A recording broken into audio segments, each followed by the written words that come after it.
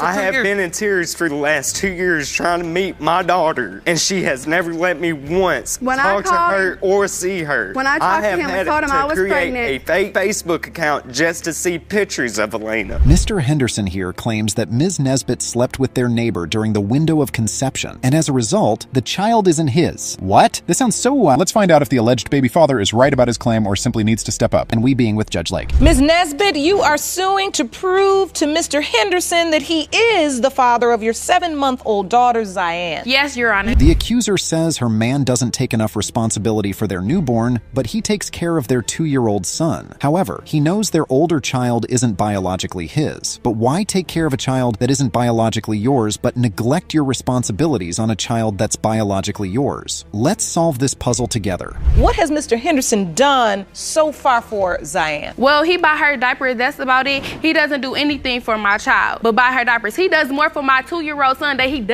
knows that's not his, than his own daughter. Really? As the hearing continues, Mr. Henderson says he was at the hospital during the doctor's appointments and on the day of the child's delivery. Good for you, Mr. Henderson. We have seen a lot of crazy men in this court, and many of them do not even bother to turn up to their child's delivery. Could have been mine, but she's not, so I felt kind of hurt. So there's a level of resentment there. Yes, ma'am. Yes, Your Honor. So what's your relationship like with Zion? Were you there through the doctor's appointments, birth? Yes, Your Honor. You were? Yes, Your Honor. You know that's your child. You've been knowing from the beginning. You signed the birth certificate. Miss Nesbitt, however, cuts in saying he signed the birth certificate without her consent. She adds that she had told him a while before she gave birth that the baby might not be his. Also, he lied to his father about getting a DNA test at the hospital when he didn't. Just lies, lies, and more lies. But we are determined to get to the bottom of this case. You even snuck down the stairs and stopped it without my permission. You know the baby yours. Yes, I did because he did what, Miss Nesbitt? I went downstairs to go get my birth certificate and his name was on there. I told him not to put his name on there because I had doubts from the beginning, but he snuck anyways and signed his name on there. Oh, so wait, you had asked him previously not to sign it. Mr. Henderson defends himself, saying he lied to his father because he didn't want him to interfere with his business. Again, Miss Nesbitt cuts in, saying the defendant told her he signed the birth certificate because she wants custody of the baby. To justify his actions, the young man says he signed the birth certificate because he was trying to convince himself that he's the baby's father. Well, honestly, Your Honor, because I didn't want him all in my business. Oh, Your Honor, that's a lie. He signed the birth certificate. He told me that he signed the birth certificate so he can have rights of the baby, so he can get custody of the baby. Well, listen, you understand when you sign a birth certificate at a hospital, you are acknowledging paternity legally. Answering Judge Lauren's question, the defendant says he has doubts because the accuser had a habit of telling him the baby isn't his after she was born. One night, he came home drunk and she angrily admitted that the child wasn't his and could be their neighbor's. That is why you don't get too drunk, because you might find yourself in paternity court. This not your baby, LaDon. Like one time After Zion was born? Yes. Okay. Yes, I came in the house one night drunk. I don't know if she was mad at me or not. She probably could have said it out of spite because I came in late. But I come in, she get the argument, oh, she's not yours, that's why she's not your baby. Miss Nesbitt says Mr. Henderson slept with his cousin. They had a baby together, and that makes her feel vulnerable. Surprisingly, he admits he slept with his cousin, but it was before their relationship began. Continuing her statement, the accuser says she had unprotected sex with her man for a year prior to the pregnancy. However, she has doubts if the child is his because she slept with Mr. Brown 2 weeks before she got pregnant. Certificate. Yes, I had doubts. What were your doubts specifically? Well, let me tell you how it all began. He had sex with his cousin, and I felt very vulnerable about it. And you know. Yes, I did, but that was before her. She already knew about that.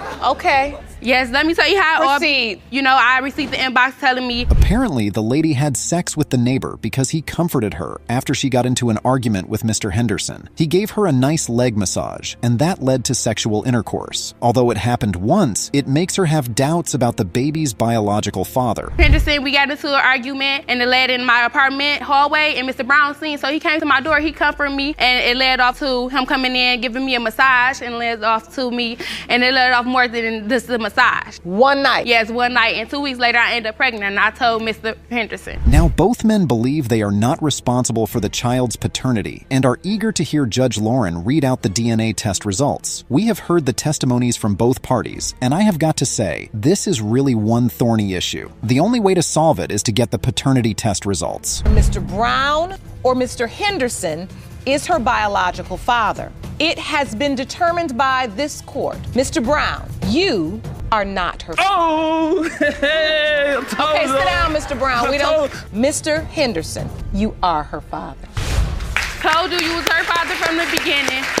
Are you happy? Mr. Webb claims Mrs. Forrest, the defendant, left him for dead while he was in a coma. However, getting out of coma, he discovers that she has a 2-year-old girl that is possibly his or her husband's. Mrs. Forrest is certain the baby is her husband's, who's also present in court. Is she right? Let's dig in. Mr. Webb, you have been waiting 2 years for this day. You claim the defendant, Mrs. Forrest, left you for dead only to find out once you got out of a coma that she was pregnant and that the baby could be yours or her husband's. Yes, Your Honor. The defendant says she met Mr. Webb through a friend when Mr. Forrest was in trouble. Along the line, she left her husband for the accuser and they had unprotected sex countless times. Towards the end of their relationship, Mr. Webb was hospitalized and he found out she was pregnant through his aunt. Also, he says she called him while he was on his way to Illinois with his dad and told him about the possibility of the child being his. We hit it off and then I ended up leaving Mr. Forrest for Mr. Webb. So you began a sexual relationship? Yes, Your Honor. All right, and were you using protection at the time? No, Your Honor. All right. Mr. Webb, what is your take on this? It didn't happen like that at first. Yes, we was in love. Continuing his statement, the accuser says the defendant cultivated the habit of coming home late from work and unexplainable spending. That means she was seeing other men besides her husband. What do you think? Do you think Mrs. Forrest was seeing someone else? Well, let's find out. And some of her check would be coming up missing every time she would get paid. No. And so what did you suspect? Because something was missing out of her check? She would get off at 10 o'clock. It would take at least 15 minutes to get home, but she would come in at 11 to 11:30. Mrs. Forrest denies the accusations and her husband backs her on. It's so rare to see such displays of loyalty in paternity court because husbands are usually not backing their wives in front of Judge Lake. Perhaps he's backing her because she was with him when she was meant to go home after work. There's only one way to find out. Missing time and missing money. Yes, Where Your Honor. she was MIA. Yes, Your Honor. All right. From where she worked at, and I know for a fact it took 45 minutes to get from her work No, Your to Honor. the house. That's a lie. And at the time, No, Your Honor. Because when I moved So, back, Ms. Forrest, let me just ask you point blank. Were you sleeping with anyone else besides Mr. Webb and your husband? Mr. Webb continues his statement saying Mrs. Forrest left him to be with Mr. Forrest while he was fighting for his life in the hospital. She dropped his belongings off at the hospital, and he found out through a letter from his mom. He claims he had no idea they had broken up at that time, but the defendant and her husband argued that his claims are false. A letter from my mom where I was on life support when she came to drop off my stuff. which we were already broken up by the then. hotel with Mr. Forrest. This is evidence you'd like me to see? This is a Jerome, will you hand that statement. to me, please? they broke up like 3 days. According to Mr. Forrest, he and his wife got back together 3 days before Mr. Webb was placed on life support in the hospital. Mrs. Forrest claims she loved the accuser and tried to see him while he was hospitalized, but his mom wouldn't allow her. Isn't that hilarious? If she truly loved him like she claims, would she leave him the moment he needed her the most to be with another man? By getting back together. Well, after they done broke up like 3 days before he ever went to the hospital. No, Your Honor. Bottom line is, he's in the bed on life support, and now you have reconciled with your husband. Yes, Your Honor, but I tried to see him. His mother would not let me see him. I'm sure there were some feelings because you had gotten back with your husband while he's fighting for his life. It appears that Mrs. Forrest had unprotected sex with Mr. Webb on 25th of August before he went into health support. Also, she had unprotected sex with her husband on the 26th of the same month. Yeah, you heard that right. How can be so sure the baby is her husband's and not her ex-lover? We have a real dilemma in our hands. Let's get to the bottom together. My daughter was born on May 9th of 2013. Okay.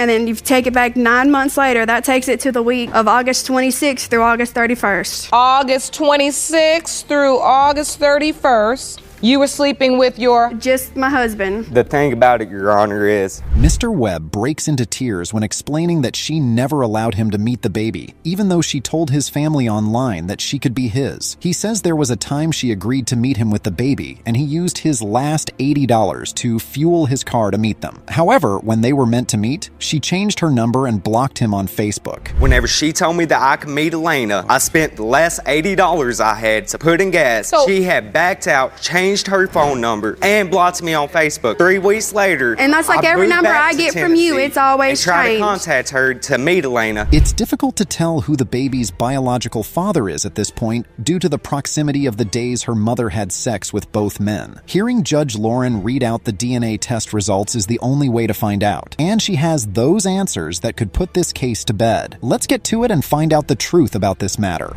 As to whether her biological father is Mr. Webb or Mr. Forrest, it has been determined by this court that her biological father is Mr. Webb. Mr. Harper claims he's in financial trouble because he has been paying child support for a kid that isn't his. That's horrible if true. It is really difficult imagining a worse thing than being bankrupt for a child that isn't yours. We are soon going to find out if the young man is his son or not. Mr. Harper, you say you are in financial shambles because you've been stuck paying support for a child you know is not yours. Yes, Your Honor. And you claim previous courts have denied your request for DNA testing because you allegedly signed an acknowledgement of paternity. Yes, Your Honor. Previous courts have denied him the rights to a DNA because he signed an acknowledgement of paternity. Today, he claims he has proof that he didn't sign those documents. Maybe there was really some strange hanky-panky at those courts. Let's find out if his proof is legitimate enough to back his claims. You now claim to have evidence to prove you never signed that document. Yes, Your Honor. Ms. Harper, you and your son, Mac Jr., claim Mr. Harper is denying paternity as an excuse for being a deadbeat father. Yes, Your Honor. Also, before the judge, Mrs. Harper and Mac Jr., her son, say the accuser is denying paternity as an excuse for being a disreputable father. Is this a case of a deadbeat father or an unfortunate man? As you know, in paternity court, it's often a case of both. There are very few saints here in this court. That is for sure. Anyway, let's find answers. All right, so Mr. Harper, Sr., explain to me, how have you been affected by all of this? Your Honor, I have been affected by this by first ending up in jail for 21 days. Really? Once questioned by the judge, Mr. Harper says he was wrongly locked behind bars for 21 days for being behind on $500 child support. He says the police came to his house and arrested him wrongly when he didn't even know he was meant to pay child support. Such a sad story, and now his freedom is in danger of being stripped from him because of this case. You spent 21 days in jail because of failure to pay support, or you gotten behind? Yes, I had gotten behind in my child support. The police came to my house one day, knocked on my door, and told me that I was behind in child support. At that time, I didn't even know I was supposed to be paying child support. According to his statement, he was arrested without receiving a letter or notice before the arrest was made. And since then, he's been working hard to meet up with the child support. And we all know how difficult it can be to keep up with child support payments. Well, we may not all know, but Mr. Harper definitely knows for sure. You never received a letter? I never received a letter. A notice? Nothing, Your Honor. They came, locked me up. I went to court. They asked me if I could pay the money what I needed for court at that time, what they were saying that I was behind in. How much did they say you were behind? At that time, I think I might have been like $500 behind. All right. In child support. However, Mrs. Harper says she was told the accuser is owing approximately $24,000 in her son's child support. Now that's a lot to take in if you have doubts of being the biological father to the child in question. But why does he doubt being Mark's biological father? Perhaps we will find out soon enough. A story, because when they sent me a letter, they told me he was $25,000 behind. So you're saying you've gotten a letter that says now he's upwards of $25,000 behind in support? Yes, Your Honor. It's either $23,000 or $25,000, somewhere like that. Mr. Harper claims he has doubts about his alleged son's paternity because his family and friends told him his woman wasn't faithful to him. He adds more gasoline to the fire when he says someone tipped him off over the phone that she slept with one of his family members. Now that's interesting. Doubts that Junior is mine, all because of the fact that back when me and his mother were, Miss Myrtle, were together, I have family and friends that told me that she had been messing around with other men behind my back. Whenever I would go to work. Your Honor, that's not true. That's not true. Judge Lauren calls the accuser's attention to a paternity acknowledgement he signed, but he says it's not his. As it turns out, Mrs. Harper gave birth to Mark Jr. at home and went to the hospital afterwards. She claims the accuser was was also at the hospital after she got there, and he signed the birth certificate. Also, the defendant claims she alone witnessed him sign it. This is confusing, but we'll get to the bottom. You say you didn't sign that? No, Your Honor. Whenever I got out there to the hospital, after she had him, because she had him at home. You had Mac Jr. at home, Miss Harper? Yes, Your Honor, but Mr. Senior came to the hospital, took pictures. Mr. Harper admits he was at the hospital after Junior's mom took herself and the baby for checkups moments after the delivery. When he got there, he intended to sign the birth certificate, but Mrs. Harper said the doctors had to get the paperwork done before he got to the hospital so they could leave as soon as he came. Perhaps she signed it before he got to the hospital because they were legally married. To see the baby after it was born. I came there to the hospital to pick them up when they got ready to leave the hospital, because by being a home birth, when she got to the hospital, they checked the baby out. She called me like about 11 o'clock and was like, they're ready for us to come home. And so I was like, okay, I'll be over there after a while because I know I got to sign the birth certificate. When asked about his opinion on the matter at hand, Mark Jr. says his father used to come pick him up over the weekend, but at one point he stopped. But the accuser says he stopped coming to pick him up because his mother and her boyfriend stopped him from coming. Wow, things are really starting to pick up here. And he used to come pick me up when he was driving the cab. He used to come pick me up every weekend, and then all of a sudden he just stopped. I stopped coming to get you, Junior, because of the fact that your mama and her boyfriend told me to stop coming to their house. How can we get to the bottom of this case without hearing the judge read the DNA results? Not a chance. It's a classic crazy paternity drama here. And with all classic paternity court dramas like this, you just know that the DNA results are going to be very shocking. Hang on, because let's dig in. Mr. Harper Sr., you are his father. All right. Now, will you please step up and be a dad to your son? Yes, I will, if he'll allow me. If he'll allow me to, I'll be there for him. You now have confirmed that he's in fact your biological father. Today's court case is a father versus daughter situation. Miss Donna Alston appears before the court to prove to Mr. Holmes that he's her biological father. However, the defendant says he's not her daddy and that Mr. Alston, whose name is on the birth certificate, is her father. Let's dive in and get to the bottom of this crazy case. Ms. Alston, you've come to court to prove to the defendant, Mr. Holmes, whom you first met at the age of 15, that you are his biological daughter. Yes, Your Honor. Mr. Holmes, you say there's no way she's your child, and today the DNA will prove your case. The accuser begins her statement saying her mom and Mr. Alston were married, and they had 7 kids alongside her, so she grew up looking at him as a father figure. There are so many cases like this on paternity court, and they usually end so sadly because of age-long secrets. Let's just hope this one doesn't. Well, Mr. Alston and my mom were married, so as a child, it all started there. I grew up in a home with my mom with my 7 siblings.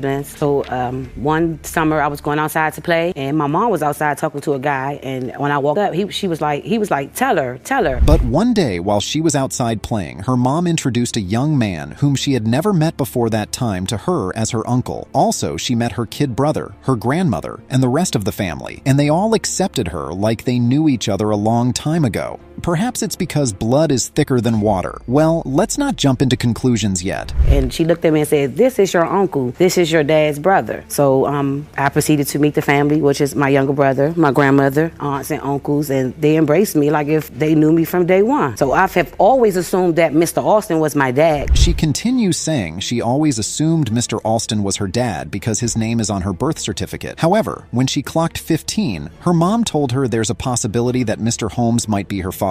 Perhaps if her mother were alive, she could shed more light on the matter. But at 15, she told me that Mr. Holmes can be my dad. He's always been a father figure to me since from day one, even with the doubt. Mr. Holmes, you don't believe she's your biological child? No, I don't, Your Honor. When asked about his thoughts on his alleged daughter's statement, the defendant says he met her mother while she was in high school. They had sex 2 days after they met, and that went on without feelings attached. Hence, he doesn't believe he's her father. Also, he says he knew nothing about Miss Alston's mother, not until 15 years later when he found out she had a baby.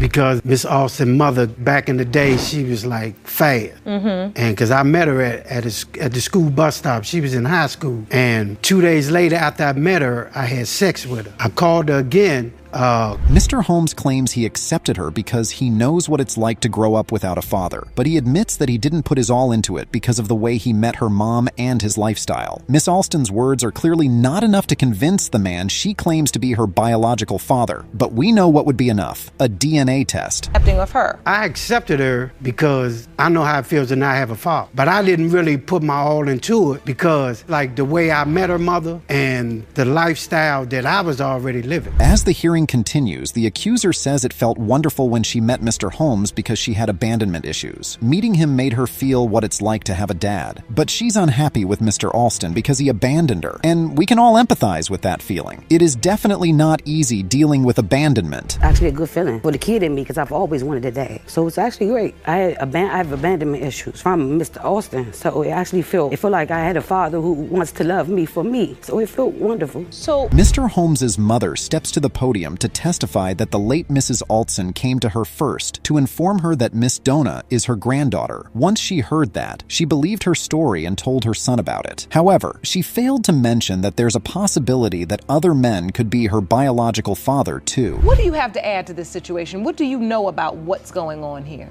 Well, her mother came to me first, son's child. So I told John, I said, John, Donna is my grandchild. And when her mother told you this, did she say or... In addition to her statement, her son says it felt weird to find out he has a daughter 15 years after she was born. To him, he felt like he was being set up. Well, no one can blame him for feeling that way. That's just the way things go on paternity court. Judge Lake uncovers truths and you get to feel their impact. And when I found out after 15 years, like, it's like, hold up, what's somebody set me up being funny or something? 2 months, 3 months. You ever been there when any of them were born? With all my kids, with all of them. I got 7 with all my kids. Wow. I mean, it's like I'm being set up, you know what I'm saying? Or... Once Mr. Alston is invited to the courtroom to testify, he acknowledges that Miss Donna is his daughter. However, the young woman says, although he claims she's her daughter, he's never treated her like she's his. His response is that she's mad at him because he remarried, and whenever she called him, it was always about money. If he couldn't give her money, he got disrespected. Now is Miss Alston having daddy issues or money issues? Your daughter?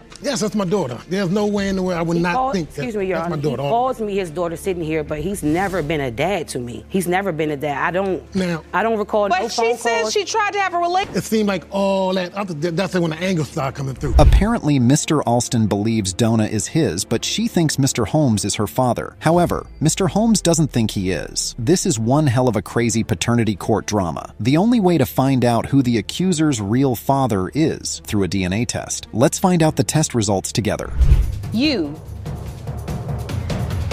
are not Miss Alston's father. Mr. Alston, you are not Miss Alston's father. Why'd she do that? Lord have mercy. After finding out she had a terminal illness, Ms. Holeshoe seeks to uncover the true identity of who her biological father is, only to find out the most shocking surprises on her journey. It's one roller coaster to the next in this episode. Miss Holeshoe, you claim your mother had an affair with the defendant's father, and today you're in court to prove that he is your biological father. Is that correct? Yes, ma'am, it is. Miss Howard, you and your sisters say Miss Holeshoe is a delusional troublemaker. Now, 4 get really heated in a matter of seconds. It felt like they all hated themselves from their previous lives. Apparently, the alleged father had passed away, but his daughters, for sure, weren't going to welcome Ms. Holeshoe with open arms. And also, I'm in the obituary as his daughter. You are? Yes, I am, ma'am. That was a big mistake. Our father's sister did that. No. And did not tell any of us about it. Our father didn't even mention her. Nope. Ms. Holeshoe found out she had a real dad in the most awkward way. Trust me, your mind isn't going to believe what you're about to hear. Her stepdad and mom were having an argument. Boom, the bomb drops and she can't believe what she hears. Because my stepdad was drunk and he was fighting with my mother, and he said, well, who do you think your father is? And so after that, my mother told me, and she took me and introduced me to... Now the sisters for sure weren't going easy on Ms. Holeshoe. They felt she was an imposter who was trying to spoil their family's name. They stood their ground and denied every single thing Ms. Holeshoe said in the courtroom, Trust me, it was quite a show. Into contact with Miss Holshoe. Yeah. How old were you all when this meeting happened? I was 19 at the time. So you remember this day? Oh, with clearly, like it was yesterday. They were sitting in a booth with my dad across from her and her mother. I was standing at the end, and he said, I just brought you guys here to let you know that she's your sister. Some really interesting stories started to fly around the courtroom. Everyone was trying to air out their minds and beliefs. In the process, some nasty revelations jumped out. Trust me, they weren't nice, and some of it was just super fishy. But Ms. Holshoe stood her ground by saying, my father had gone to at the bar where her mother was working and caught her cheating on him. That gave me the thought that obviously her mother probably has no idea who any of her children belong to.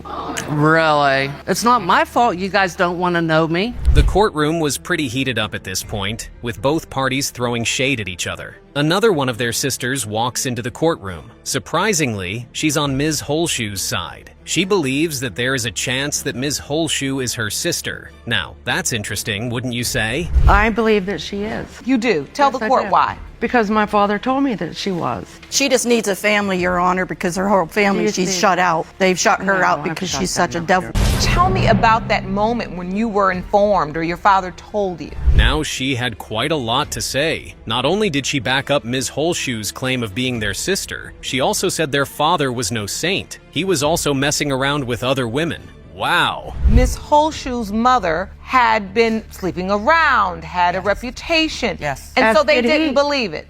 As did he. Oh, we Our dad is all of our hero. That our father slept around. He is our hero to this day. And I'm not going to bash him, but yes, he loved women. And that's just the way it was. Some men hunt, some men don't. Well, it's time to spill the beans on whether she was really his daughter or if it was all a joke. All eyes are on the judge as she gets ready to give the final verdict. That the probability of half-siblingship between Diana Howard and Misty Lynn Holshoe is 98.1%. Mr. Hartfield is in court today with his wife to prove that the child his mistress claims is his isn't. The mistress, Ms. Streeter, says he's only denying the child to save his marriage. Well, let us see how true that is. Ms. Streeter, you claim that during your relationship with the defendant, he convinced you to get pregnant with his child, but what you didn't know is that he was a married man. Yes, Your Honor. Mr. Hartfield, you say you made a mistake by having an affair, but you know you are not the father of Ms. Streeter's child. It's husband and wife against the mistress today. Although Mr. Hartfield admits to cheating, he doesn't believe he is the father of Ms. Streeter's child because she has multiple sexual partners. Well, let's get more details about the case. Mr. Hartfield asked me to have a baby with him. We were dating for about 8 months, a long time. We were in a relationship, a committed relationship with just me and him. And throughout the whole relationship, he wanted to have a baby. He said he didn't get to raise any of his. We already know this is going to be a heated episode. Ms. Streeter says Mr. Hartfield directly asked her to carry his child, but he's outrightly denying it, saying she's mixing him up with someone else. What point did you discover he was married? Let's get to that. He had ended up telling me a relative's name, and I had went on Facebook and found the relative, then found Mrs. Hartfield's page, then that's when I seen pictures of them. And I didn't even call her right away because he had told me, like, them pictures are old, she's professional, and for her image. Each party claims the other person is lying, and we no longer know who to believe. Ms. Streeter still insists they were in a committed relationship for 8 months and that the pregnancy was intentional, but Mr. Hartfield says the story is false. What game is this you feel like you need to play with a 22-year-old girl? Your Honor, I am dealing with a 22-year-old, okay? It's because I didn't do things for her from the extortion that she's been doing to me that she's gonna call my wife. Mr. Hartfield is more than twice Ms. Streeter's age. Wow. Now he's saying he plays her silly games because she blackmails him, and if he doesn't, she'll report him to his wife. It seems like Mr. Hartfield really cares about this marriage of his. Why then did he cheat? Dominique deals with so many guys, okay? She found one that was an older guy, and she thought that I would be a cake daddy, or however you want to call it. The thing is that she found out, hey, you're dealing with a guy that ain't got no money, so now you waste your time. That's not true. Did Ms. Streeter just say he told her he would marry her? What was she thinking? Believing him? Mr. Hartfield thinks she chose him to fill the role of her baby daddy because, out of her many sexual partners, she thought he was the richest. Now that's crazy. Did he fill you in on all of these details and the fact he's still texting this 22-year-old young woman? No, he did not. How did you even find out about this entire affair? The text message that I received from her. You get a text message. A random text message that says, I'm in a relationship with your husband and have been for 8 months, and I'm pregnant. Mrs. Hartfield is not happy. One would have thought the marriage was perfect with how her husband kept rambling about trying to save it. He doesn't even take care of the kids from his marriage. It now makes sense why he insists Ms. Streeter's child is not his. Hartfield, you're a married man. Yes. But you're on this child's original birth certificate. No, well, the name is printed. There's no signature of mine. So at first you allowed your name to be printed? They did that while I wasn't there, Your Honor. This is the first copy before he took off the name. After the baby was born, Mr. Hartfield originally signed the birth certificate but quickly withdrew his signature. Why the back and forth, mister? Or is Mr. Hartfield right about the baby not being his? Are his suspicions valid? My wife, I love her. God knows I do. During the time that Dominique and I met, I had my own place. He was Dominique still had her living own with place. me. I didn't know he had his own place. Wait a minute. I don't need her support. I don't need your support. No. I don't need her support. Please sit her down. Please sit her down. Wait a minute. Sit her down. Hold on. Whoa, now I didn't see that coming. Mr. Hartfield just proved to the entire court that he is two-faced. He expresses his love for his wife, and seconds later, he disrespectfully asks her to sit down and shut up because she isn't corroborating his story. Wow. Yeah. And this is baby Caleb That's right. together. I did that last week, actually. Also, something else. Baby, sit down, please. You ain't got nothing to do with this. I sure Go don't ahead, have Your Honor. anything to do with it. I wish Pick your lie. Why are you here? Mr. Hartfield, Yes. I'm going to let you pipe down just a little Okay, bit because your tone, Yes, ma'am. while you're talking to your wife, Yes, ma'am. is making me edgy. I understand. If he's acting this way in court, heaven knows how nasty he acts outside. Did he really think his wife was going to stand there and support him after he cheated and lied to her? Wow. And it gets even worse. And I didn't need it, and I didn't ask for it. I want a divorce if I can get one. I'm good with that. Not a problem. You're classic. Thank you. You're classic. You really are. Thank you, Your Honor. I mean, it's just, if I pulled up the profile of cheater, con man, clown, and coward, Results. your face would be next to it. You mean Mrs. Hartfield is wife number 7? Guess we found ourselves a Mr. Evelyn Hugo. And what's with the clapping? This has to be one of the most arrogant men to appear in paternity court. Mr. Hartfield, you may be one of the most disappointing men I've ever seen in this courtroom. Thank you. You are really, I mean, what a disgrace. Thank you. Thank you, Your Honor. I mean, you really should be. It's only been minutes, and Judge Lauren is tired of Mr. Hartfield. Now imagine how the two women have dealt with him for so long. Indeed, they need to run while they can. You're clapping for your own idiocy. I mean, you know. And I love that. Thank you. I'm always hopeful for the spirit of an individual, and I try to see the good in everyone. Right. I don't think I've ever said this in this courtroom before, Jerome, but I pray he's not this child's father. Well, let's see if Judge Lauren gets the result she wants, because this is one really thorny issue. Hang on tight, because the results that Judge Lauren is about to read out could blow you away. In the case of Streeter versus Hartfield, when it comes to 1-month-old Caleb Streeter, it has been determined by this court. Mr. Hartfield, you are the father. Ms. Hewlett slept with 2 men on the day she conceived her 2-year-old son, Bentley, but she believes he is Mr. Crisp's son. On the other hand, Mr. Crisp isn't as certain as she is because Ms. Hewlett is a serial cheat. You believe you conceived the son you have with Mr. Crisp? Yes, Your Honor. Now, Mr. Crisp, you claim Ms. Hewlett cheated on you at least 10 different times during your relationship. Yes, Your Honor. Ms. Hewlett has cheated on Mr. Crisp more than 10 times in the course of their relationship. How does she expect him to believe the child is his? Apart from that, she did sleep with 2 men on the day she conceived, so the doubt's pretty strong. At least I told the truth that I told him as soon as I cheated on him. I told him 3 hours later. I told him 3 hours later That still don't give you no right to cheat on me. So wait. She started cheating because she felt isolated and unloved, but Mr. Crisp says he was unavailable because he couldn't process the death of his father and was trying to drown it with partying and all. Cheating isn't the solution to a partner's unavailability. Plus, she told me he's cheated on me. I've had friends tell me.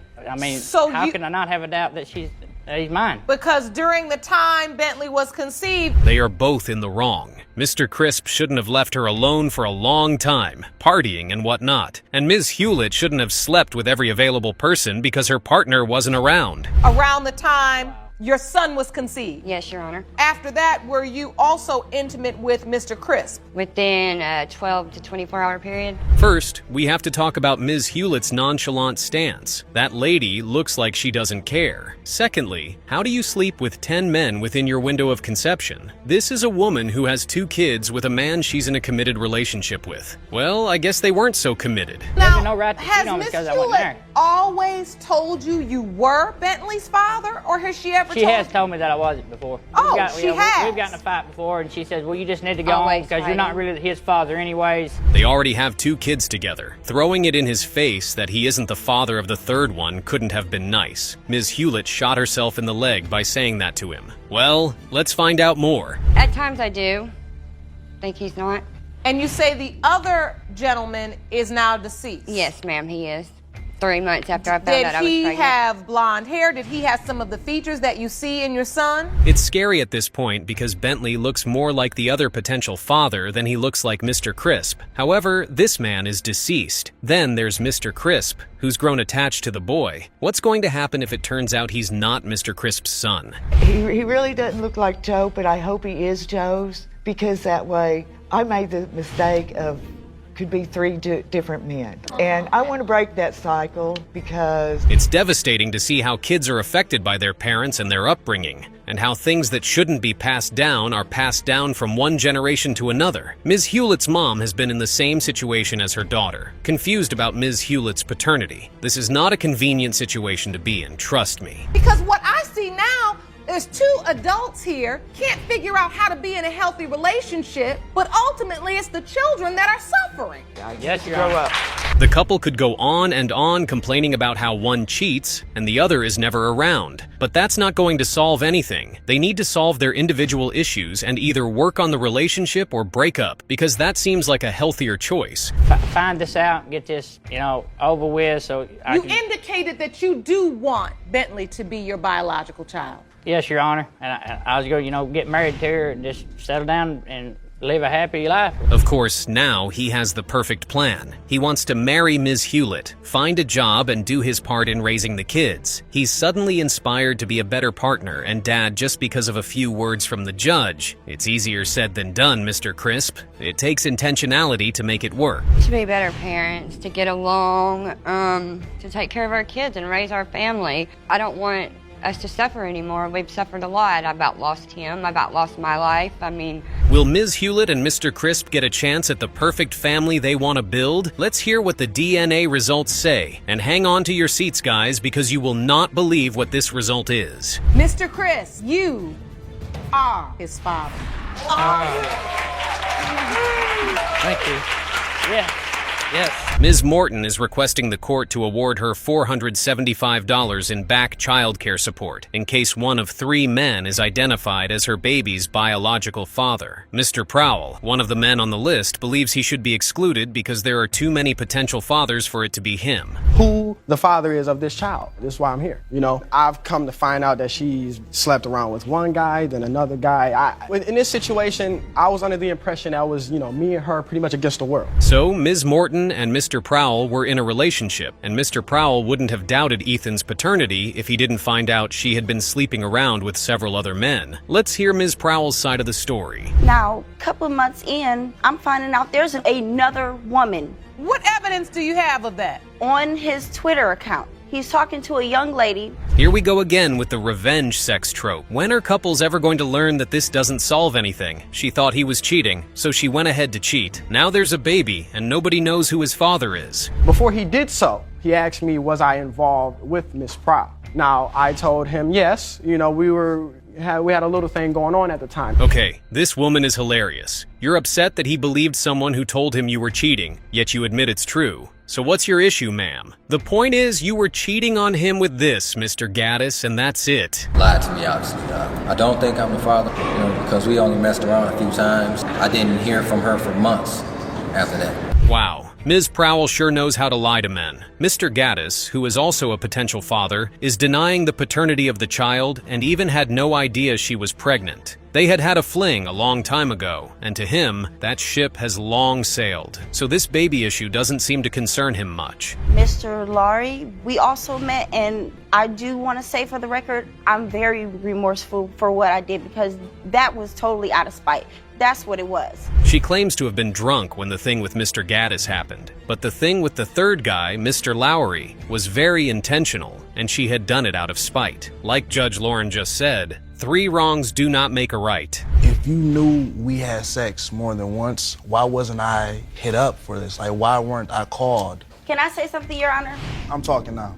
Can I say something, Your Honor? Never. This all makes sense now knowing that they're teenagers. What does Ms. Prowell mean by not wanting Mr. Lowry to be her child's father? If you didn't want him to be, you shouldn't have slept with him in the first place, because now it's not in your control. Sometime on the 17th, and I slept with him again on the 28th. Okay, move on. I'm on the red. When I slept with Mr. Gaddis. My goodness, how is this girl not embarrassed? She slept with 3 co-workers in like the same week, and she's here like she's some math teacher teaching the court how to read a calendar. Mr. Morton was in the hospital with me during the process of me giving birth. However, after me giving birth and they moved me to my stable room, he left and didn't come back. Does Ms. Prowell think she's in the right? Does she really believe anyone's going to be on her side after everything she's just admitted? It's a good thing Mr. Morton didn't sign that birth certificate. At least he held her hand while she gave birth to the baby. It's proof that he cares for her. And why didn't you call him? How can we help if we don't hear about the kid? The father. I didn't want him to know. It doesn't matter. If that's my kid, you should have to call me to let me know. Imagine trying to make a choice now. What a joke. Since when did knowing how to change a diaper become a criterion for being a father? How many men, or people in general, know how to change a diaper before having a kid? It's clear Ms. Prowell doesn't fancy Mr. Lowry very much. If only she had considered that before having revenge sex with him. All 3 of them being some real deadbeat daddy. Okay. It's a percentage that is your child. It's a percentage that it isn't your child. Regardless, until you know, no one should hold it against. Did Ms. Prowell and her neighbor expect all the men to be knocking at her door, begging to take care of the child when they weren't even sure if the child was theirs? It doesn't work that way. Good thing it's only been 6 weeks, and from here on out, whoever the father is will have to step up. But where you and your baby are today,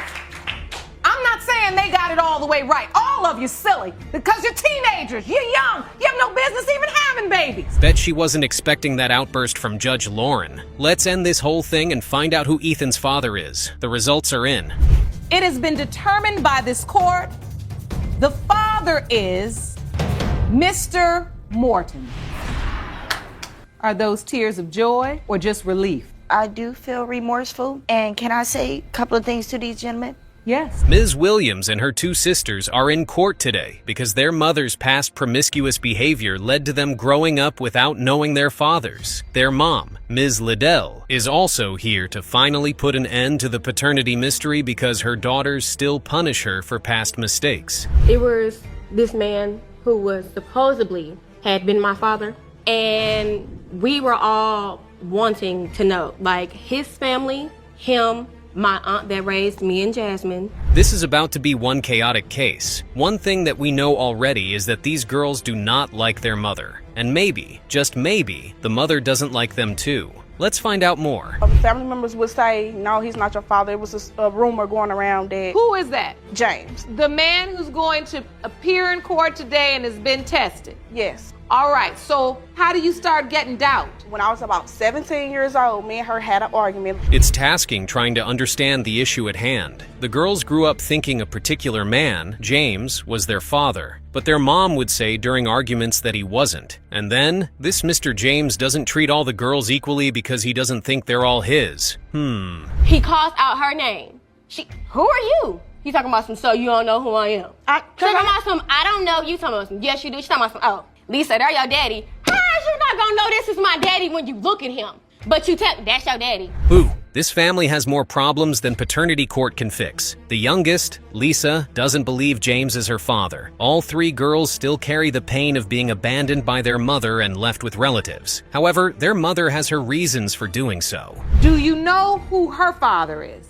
I don't know. I'm gonna tell you. I'm gonna be honest. Jamie, no. Lisa, no. Jasmine, no. I'm not for sure if James is their father, if he's not their father. It's easy to see where the girls are coming from. The woman has no idea who the father of any of her 3 kids is. This means that even Mr. James Williams might not be the father of any of them.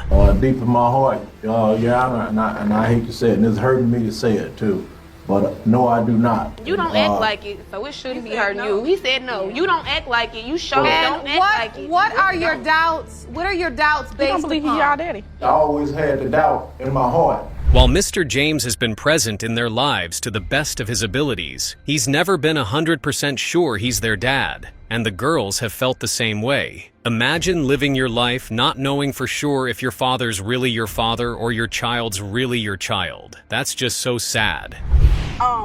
Why did you miss my 8th grade graduation? You weren't away. Because you were out. You were able to come.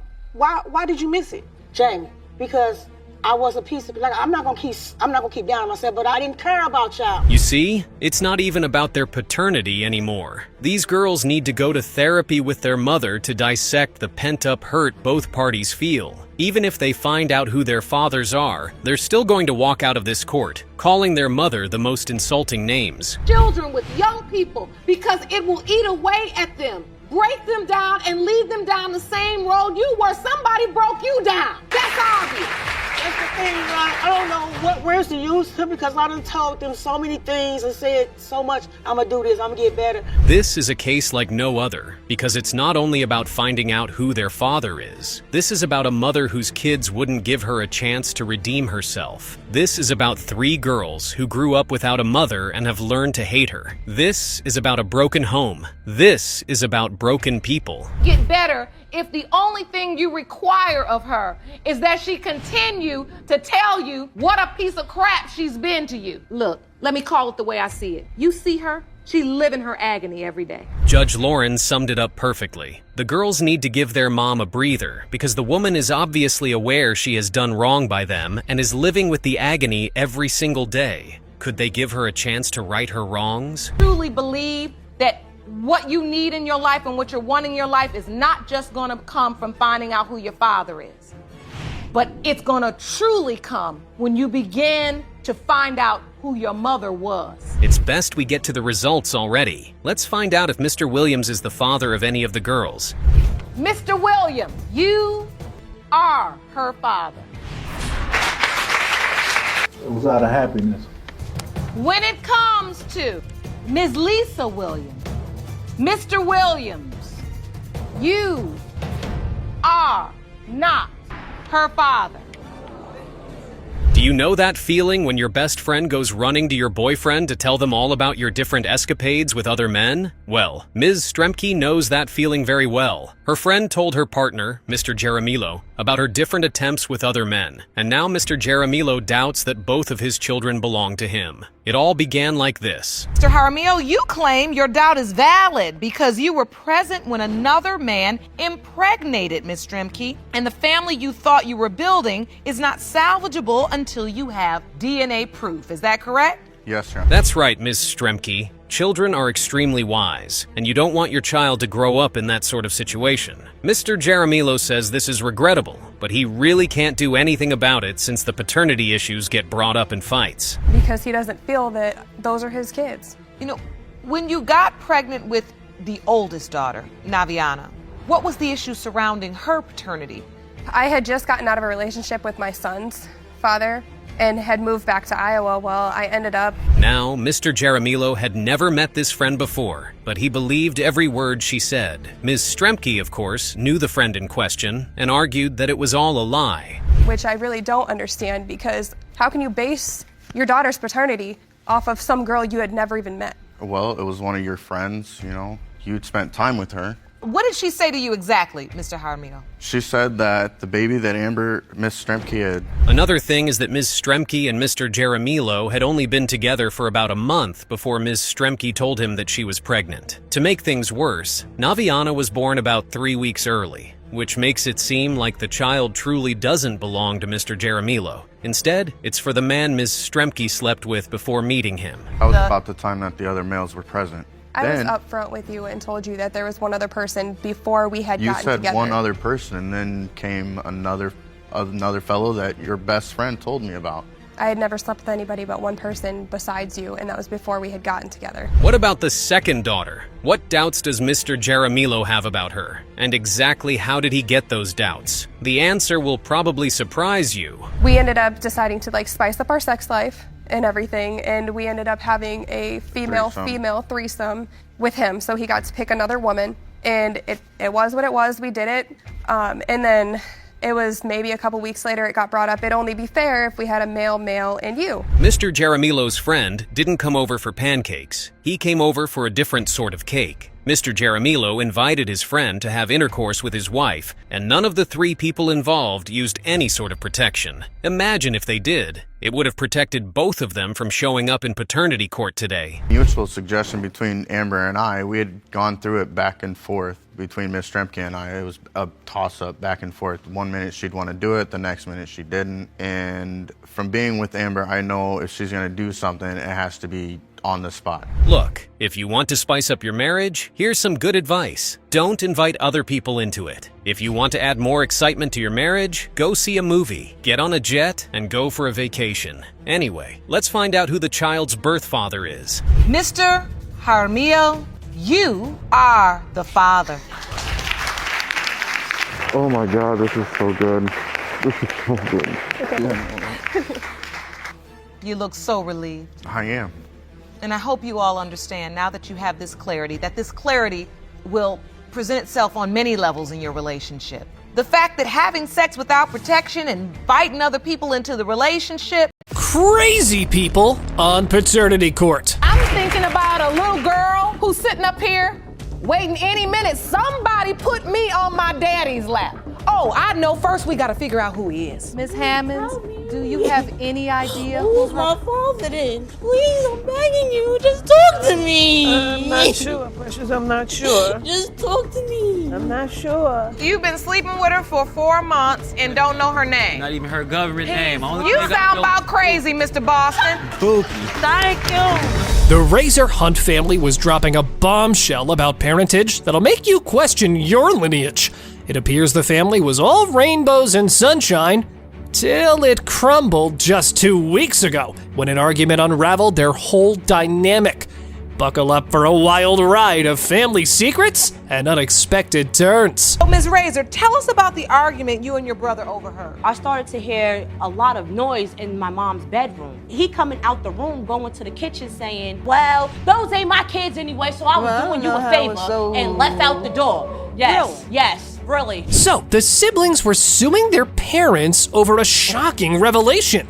Mom's dropping bombshells, Dad's in the mix, and Miss Razor was so not over the argument that led them to come here. Can you say plot twist? I was in shock. I was just like, how you just gonna, despite the argument, how you just gonna leave without saying bye, hug? They argued, that's cool. But when you got your children and you arguing with your spouse, that don't got nothing to do with us. You understand what I'm saying? I do understand what you're saying. Doubts, deceptions, and devastating revelations. Oh my! These guys had it all. Miss Razor was caught in the emotional crossfire of her parents' spat, questioning not just her father's identity, but the very foundation of her existence. Betrayal, thy name is family secrets. And you know I'm the stronger one. Even though I'm the little sister, I act like the big sister, but for him to make that statement was just ridiculous. When I was sitting in the living room playing video games with my friends, I overheard what he said and it messed me up. And when he walked out the house, I was sitting there in a state of shock. So you overheard this as well? Yes, I did. Cue the crazy melodrama, because the daughter was so not done giving her mother a piece of her mind. Last names flying, doubts growing. Who's who and who did what? As if family dynamics weren't messy enough, here comes the bombshell. A man named Tommy was added to the wild mix. Dramatic much? I overheard at a cookout, some of your friends talking about, don't she look like Tommy, whoever Tommy was? The whole neighborhood talks about this Tommy person that she's supposed to be dealing with. The whole neighborhood. I've been hearing this for years, but I never doubted the fact that he was my father because he's always been there no matter what. Always. He's been there no matter what. Enter Mr. Farmer, the man who agreed to take a DNA test and was very well a part of this whole chaotic mess. However, the highlight of all this was that it was near impossible for the plaintiffs to believe their mother was ever involved with him, as they shared a specific relationship. Did you have a relationship with Miss Hammonds? You called her shit. Yes, we had a physical relationship. It wasn't a relationship. Miss Hammonds, were you intimate with Mr. Farmer? Is what he's saying true? That's Uncle Tommy. That's just nasty. That's just nasty. Wow. That is not my father. That's not my father. No. Oh, these familial chess games. But everything was out in the open now. While Miss Farmer and Miss Hammonds kept justifying they were not related, the trust was gone out the window. And for good, it seemed, as sides were being taken. Miss Hammonds, you do understand how your daughter feels at this point. She was introduced to this man as this is a family friend. She thought it was a brother-in-law. You called him Uncle Tommy. She had no idea that somewhere around the time she was conceived, you were in a sexual relationship with him. You do understand that, yes, right? Yes, ma'am. The moment of truth. It was the result time. And boy, the tension was thick. Miss Razor's whole life was on the line, and she just wanted to know the truth after all this nasty mess. So, let's give it to her then. Mr. Jacobs, you are not her father. No. Mr. Jacobs, please try to sit her down. No, leave me. Well, Miss Razor's world shattered after the results. It seemed Mommy Hammonds had a ton of dirty skeletons in her closet, and now they were all piling out. Miss Hammonds, do you have any idea who's my father then? Please, I'm begging you, just talk to me. I'm not sure, Precious, I'm not sure. When you say you're not sure, ma'am, could you possibly be able to identify, is it that you truly don't even remember a name? I remember her name. Hold on, folks, because we have one more result to go through. Yep, Mr. Hunt's paternity still needed to be answered, and all eyes were on that envelope now. There was not much of the family left after the prior results. Let's see what happens after this one. Mr. Jacobs, you are not Hector's father. Oh, you is scandalous. It's other things. Jerome, could you go please see if you could help Mr. Hunt? Let me get my kids, sir. Let me get my children. She is scandalous. That was a lot to take in, am I right? But guess what? There was still one more truth that needed to come out.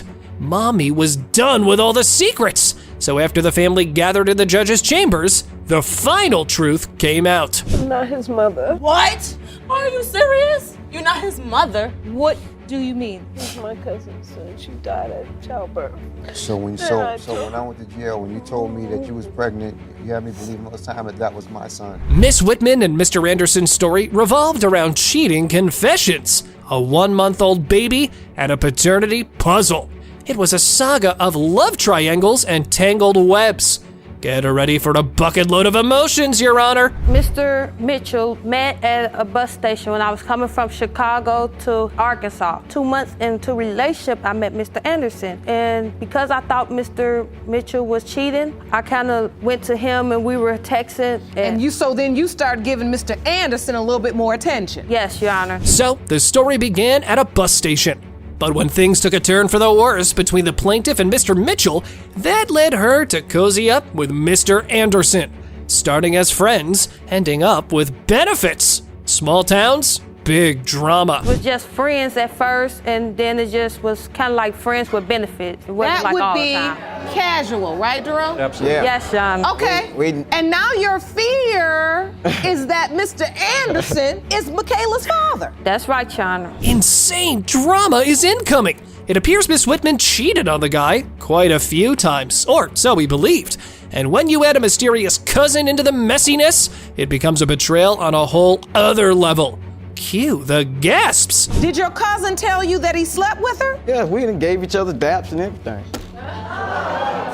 Ms. Whitman, do you know who this cousin is? Yes, I know who his cousin is, but his cousin did not stay a week. Well, how long did he stay? His cousin never stayed at my house, period. About time Mr. Mapson joined in this crazy paternity fest. Fast forward to the baby bombshell.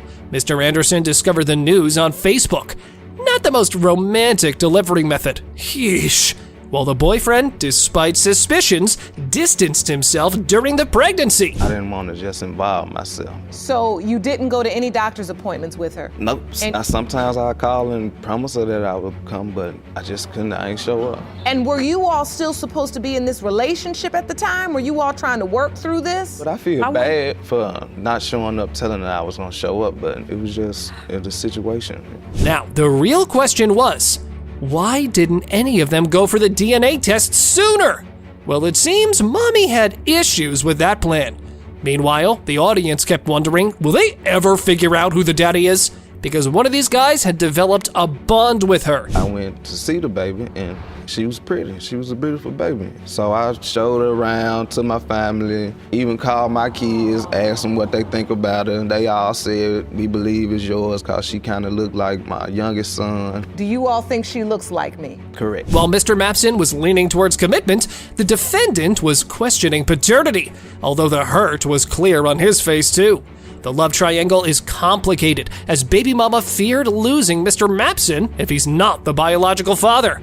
Dear God, the desperation with this one. Now, Mr. Anderson's relationship is destroyed, Ms. Whitman, but the truth of the matter is you're worried that the situation is going to destroy your relationship with Mr. Mapson because you don't want to be with Mr. Anderson. No, it's no way that me and Mr. Anderson could be together. But you want to be with Mr. Mapson. Yes, that's who I want to be with. The baby mama appeared to be one sneaky woman, while she claimed to have only these two guys as potential baby daddies. Oh, her attitude said otherwise. On top of that, she was finding this situation funny. Get a grip, woman! Ms. Whitman. Yes, Your Honor. What's that smile about? See, I'm looking like the bad Because I personally don't see anything funny. I'm looking like a bad guy here. You know, I'm thinking about a little girl who's sitting up here waiting any minute. Somebody put me on my daddy's lap. Oh, I know. First we gotta figure out who he is. Well, Miss Whitman's credibility was hanging by a mere thread. However, the results were in. Lives were hanging in the balance as the judge revealed the paternity verdict. Time to see what fate had in store for them. It has been determined by this court. Mr. Mapson, you are her father.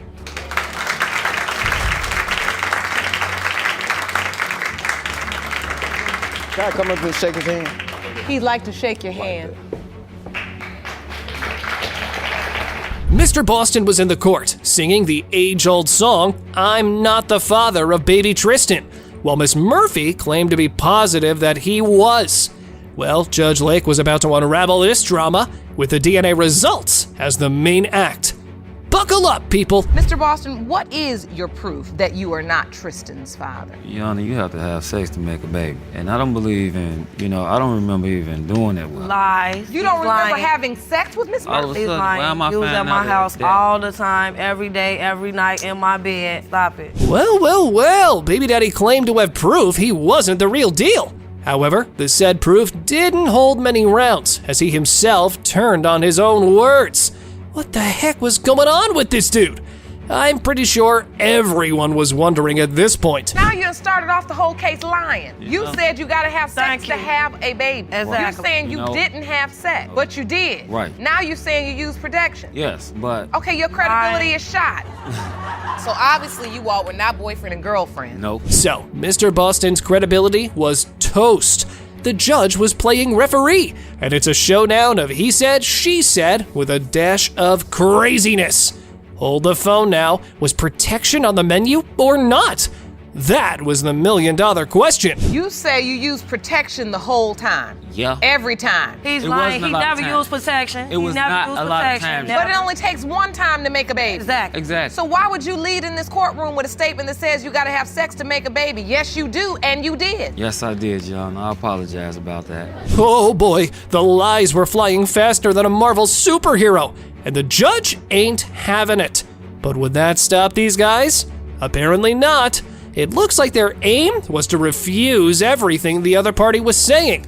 Now, they weren't on the same page about their first names. In the process of me being over a no, family member's house. No. That family member came in the house and told me, well, you know somebody named Teresa? At the time, I didn't know her government name. Only thing I knew was He's proof. lying. Oh my God. Even in Donna, Chicago. So you've been sleeping with her for 4 months and don't know her name. Not even her government name. Only You thing I sound know about was crazy, Mr. Boston. Lights, camera, conception. Mommy spilled the tea on their hot and heavy nights. And Mr. Boston played the amnesia card. The drama. Although paternity was still a mystery, one thing was for sure. The plaintiff was on the last nerve of the judge. At the time, yes, I was a little tipsy, you know what I'm saying? But in my head, yeah, I got another child on the way, you know. I'm gonna see how this work out. So after that little alcohol ran up off me. That ain't no excuse. I thought about So it when you like- sobered up, then you realized, this may not be my child. Exactly. Exactly. Enter the chaos. Yup, there was more of it. The plaintiff seemed to be 100% positive there were other candidates for the role of the baby daddy, but Mommy was not having it. This was getting crazier and crazier. For the period of time when I found out I was pregnant, the time adds up. He was the only man that I was. No, I was intimate not. with. You was intimate with other guys way No, before. no, I was just intimate with one There was person. too many after guys him, that I already after knew him, I out was, there was telling me her no, name. after him, I was Oh, how only you know intimate her? with one How you guy. know her? How you know her? Too many guys. So initially, Miss Murphy was sure she had found the real daddy. But there's more. Enter another potential daddy, Mr. Gregory. Baby mama was playing fast and loose over here. He had went back home to his girlfriend and he thought that I was gonna break up a happy home. But you just testified in court just a minute ago that when you calculated up the time during the 4-month span, it was only Mr. It added up to Boston. Mr. Boston. So why are we telling Mr. Gregory? Because I had in my head that he could have been my baby's dad. Next up, baby mama brought along her best friend as her witness. And boy, did she need the support here. While her testimony managed to clear up some fog over this paternity mess, it raised a few more questions too. Was Mr. Boston the only man coming over there? When she was saying him, he was the only man. They broke up. They weren't talking for like 2 weeks. That's when she started messing with Mr. Greg. So that's the period of time that you're talking about that you weren't around. Okay, that lends credibility to your testimony. Then you say she started talking to Mr. Gregory. Right. Enter the birth certificate and all the mess associated with it. It looks like Mommy had a hat, and she pulled one name out of it for child support. Guess as to whose name that was. Oh, the judge blew up on these people after that.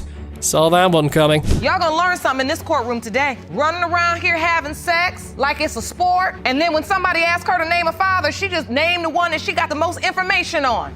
Thank you, Your Honor. And I am holding paperwork right now. You don't know if it's yours, and you don't know if it's either one of theirs. So the stakes are high today. After all that drama, all that was left was the verdict, and it's gonna be a jaw-dropper. A lot was at stake here for these people and the baby. So, let's keep it moving and wrap it up. Here we go. Mr. Boston, you are not the father.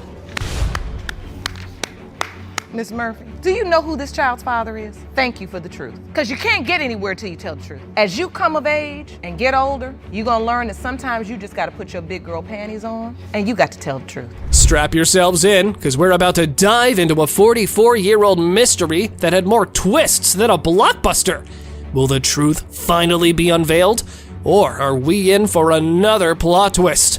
We'll see about that. Well, growing up in South Central Los Angeles, it was tough not having a father there. Knowing that you have one, just different things that went on through my life that, not having a man there to answer different questions, it made things a lot tougher for me coming up, but thank God that everything worked out. Now, imagine this. South Central Los Angeles. A tale as old as time.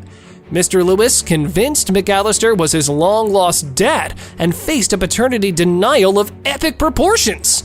High school fling, casual friendships, and a decades-old mystery. It's like a Shakespearean drama, but with more DNA tests. Mr. McAllister, do you hear testimony? Yes, I do. It was very difficult growing up knowing he had a dad, but that he was nowhere to be found. Yes, ma'am. Why is that? Were you doubtful all of these years? Yes, ma'am. And the reason why I was doubtful is because I heard maybe 3 or 4 different versions of who the dad was, and that put doubt in my mind. Enter the mad drama, Mr. Lewis, the forsaken son, who claimed the father's doubts cut deeper than a Game of Thrones betrayal. Doubtful paternity claims, conflicting stories, and a mother's silence, while the courtroom echoed with the shattered dreams of a betrayed son. The agony. Well, my mom, it was, because the type of woman she was, she didn't want to allow, but as a woman, we had to move on. What did she say specifically? She let me know who he was as a father. She had a picture of him. She gave me this picture, with his, So was this some defining moment in your life when your mother said to you, I want to tell you who your father was, or was this always just... No, it was clear, yeah. Now, let's rewind to the good old 80s. The defendant, a high school heartthrob entangled with the baby mama, and a one-night stand turned into a lifetime of doubts. The revelation of a picture, a name, and a teenage quest for identity. Well, everyone cue that soap opera soundtrack, please. I traveled to Los Angeles back in '81, and I ran into a relative, and this individual told me that their relative had my son. I got the information and I called Mrs. Lewis. Do we need to talk about something? And she said, no. I said, what about your son? What's going on there? I heard XY. She said, his dad is dead. Conception conundrum. Here we come. Daddy's claim of doubt fueled by multiple versions. Dead dads, elusive cousins, and whatnot. Well, that confusion thickened as the plaintiff juggled a life without a father, armed only with a photo and a mother's cryptic tales. It's a puzzle, but the pieces were still missing. I gravitated to football because there were opportunities to get into gangs being in South Central Los Angeles. My mother, she protected me because I'm sure there was opportunities that she let him know. That's why when she told him, and I'm not sure if she did say that, but I can see my mother, if she did say he was dead, it was to protect me because we had already moved. Desperation and heartache were the order of the day. It appears the baby daddy followed the out of sight, out of mind trick, only to revisit this particular issue years later. However, this time, the son was suspicious of his intentions, though. So at the point when his mother said his father's passed away, you move on. Right. 10 years later, someone you're dating and someone you trust, someone you feel like wouldn't lie to you, says, there's a young man saying you're his father. Yes, Your Honor. So then you revisit this issue that you had put to bed for 10 years because you thought the door was closed. Next up, a witness stepped in. Emotions were running high as she shed light on the plaintiff's torment. The courtroom was becoming more and more like a battleground of sorrow and unresolved questions. Mr. Lewis was in town visiting, and I remember my father telling me that it was a cousin that was visiting initially. Later, after Mr. Lewis left and went back to LA, my father sat me down and told me that that was my brother, and he wanted to know how I felt about having an older brother. Finally, the revelation we've all been waiting for. The DNA diagnostics stepped into the scene, and the results were in. Will this mystery get a closure at last? Well, let's just say, prepare for shockwaves, as the verdict got delivered. It has been determined by this court. Mr. McAllister, you are the father.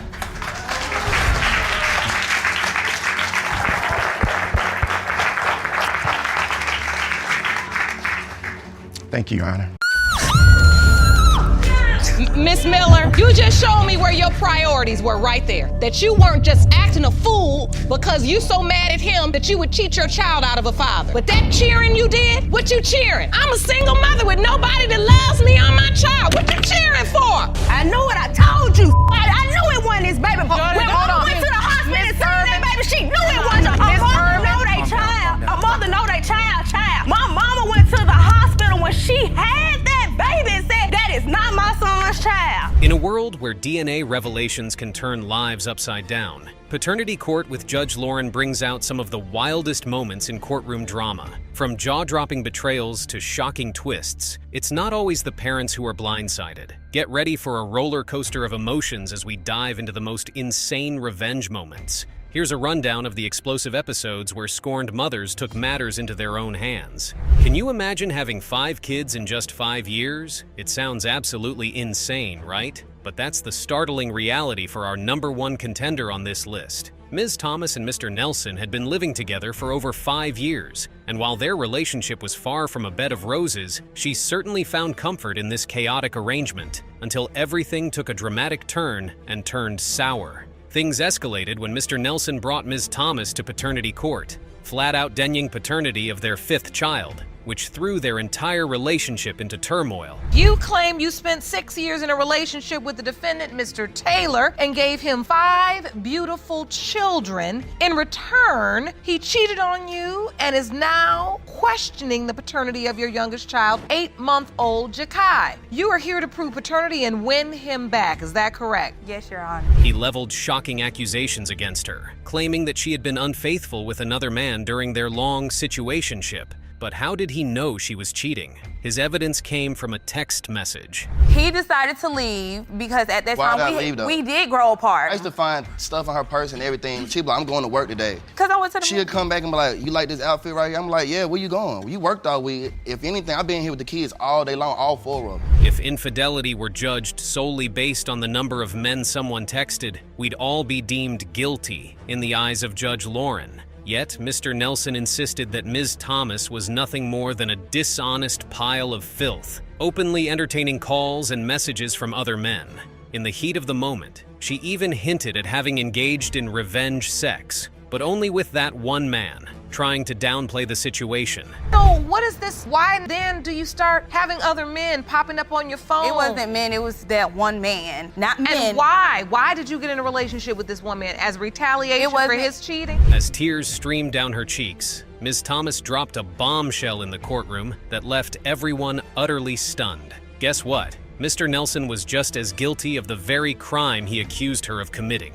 He was secretly married to a Miss Campbell who was also present in the courtroom. Wild. She revealed that she hadn't known about the other woman until recently, realizing that he had been two-timing both of them without a shred of remorse. That's when he started denying my son. Mind you, he was cheating on me with her. I didn't know about her until I found out she was calling him through Facebook. And he was trying to lie then because we were still messing around even when he was with her. Just when you think the situation couldn't possibly get any worse, it did. The audacity of it all. Under normal circumstances, Judge Lauren would have had no reason to go after Ms. Thomas while she was on the hot seat, but the arguing escalated when they began to dispute who the real side chick was in this tangled love triangle. Going from wifey to side chick. No, I'm not nobody's side chick because your husband is the one that tells me he wants to leave. But that makes you a side chick. No, that makes you a side chick. We're legally married. Wait a minute. No, it does not. No, it does not. Listen. He told me he married you out of spite. No, I did. This infuriated the judge as she made it unequivocally clear to both women that they had been fooled by the very man they thought belonged to them. She emphasized that neither woman was superior to the other in his twisted hierarchy of preferences. He had made them both miserable, leaving them trapped in a tumultuous emotional roller coaster of drama and heartbreak. This infuriated Judge Lauren, who swiftly set them straight with her commanding authority. Both of you all confused. He's sleeping with both of y'all, okay? So, look, let's clear the air. Neither one of you are on a step higher than the other. Because you may now be his wife, but that's the mother of all his children and maybe another one. You all both look miserable. I can see the look on your face, Mr. Nelson. You decided in your mind that it's possible for you to have both of these women. And they let you. You're not gonna sit up here and fool me. Because let me tell you something. I don't know what they fighting over. Ms. Thomas had 5 kids. 5 children with a man who couldn't care less, all within just 5 years. The absurdity of that fact echoed in the courtroom, leaving everyone shaking their heads in disbelief. After a lengthy history of back-and-forth drama, Judge Lauren went berserk, asserting her judicial authority and passionately declaring that no man should ever come between 2 women, no matter the circumstances. You got 4 kids. No, you really do. Because no. Because I see too much women in your position. And you say, if he just leave me alone, I'll be all right. I will. No. He don't just slip on a banana peel and land between your legs. When Ms. Thomas tried to downplay her happiness, insisting that she was relieved not to have married the cheating man, the judge quickly cut her off, stating, "You're still in it. The only difference is that the other woman has a piece of paper." I turned that down because I'm glad I didn't marry him because I would be going through the same thing right now. I'll be married to him getting cheated on too. You still in it. She just got a piece of paper. You need to be honest. You're all in this. So you can't point a finger at Miss Nelson and say, "Oh, I'm glad I'm not you," because you are her on the other side of the mirror. In this case, Judge Lauren was clearly swimming in a pool of anger, feeling the weight of the emotional turmoil surrounding her. Then came the moment we'd all been waiting for. Would Mr. Nelson be deemed the father of this number 5 out of 5? The suspense was palpable as the court prepared to reveal the results. Let's find out. Mr. Nelson, you are the father. It's number 5. I met him and he already had, 4 kids with her. So what's one more? I'll tell you what one more is. One more means this isn't over. Next on our list is a moment so jaw-dropping, it feels like something straight out of a screenplay. Mr. Broussard stormed into paternity court, armed to the hilt with evidence that his wife had been unfaithful time and again.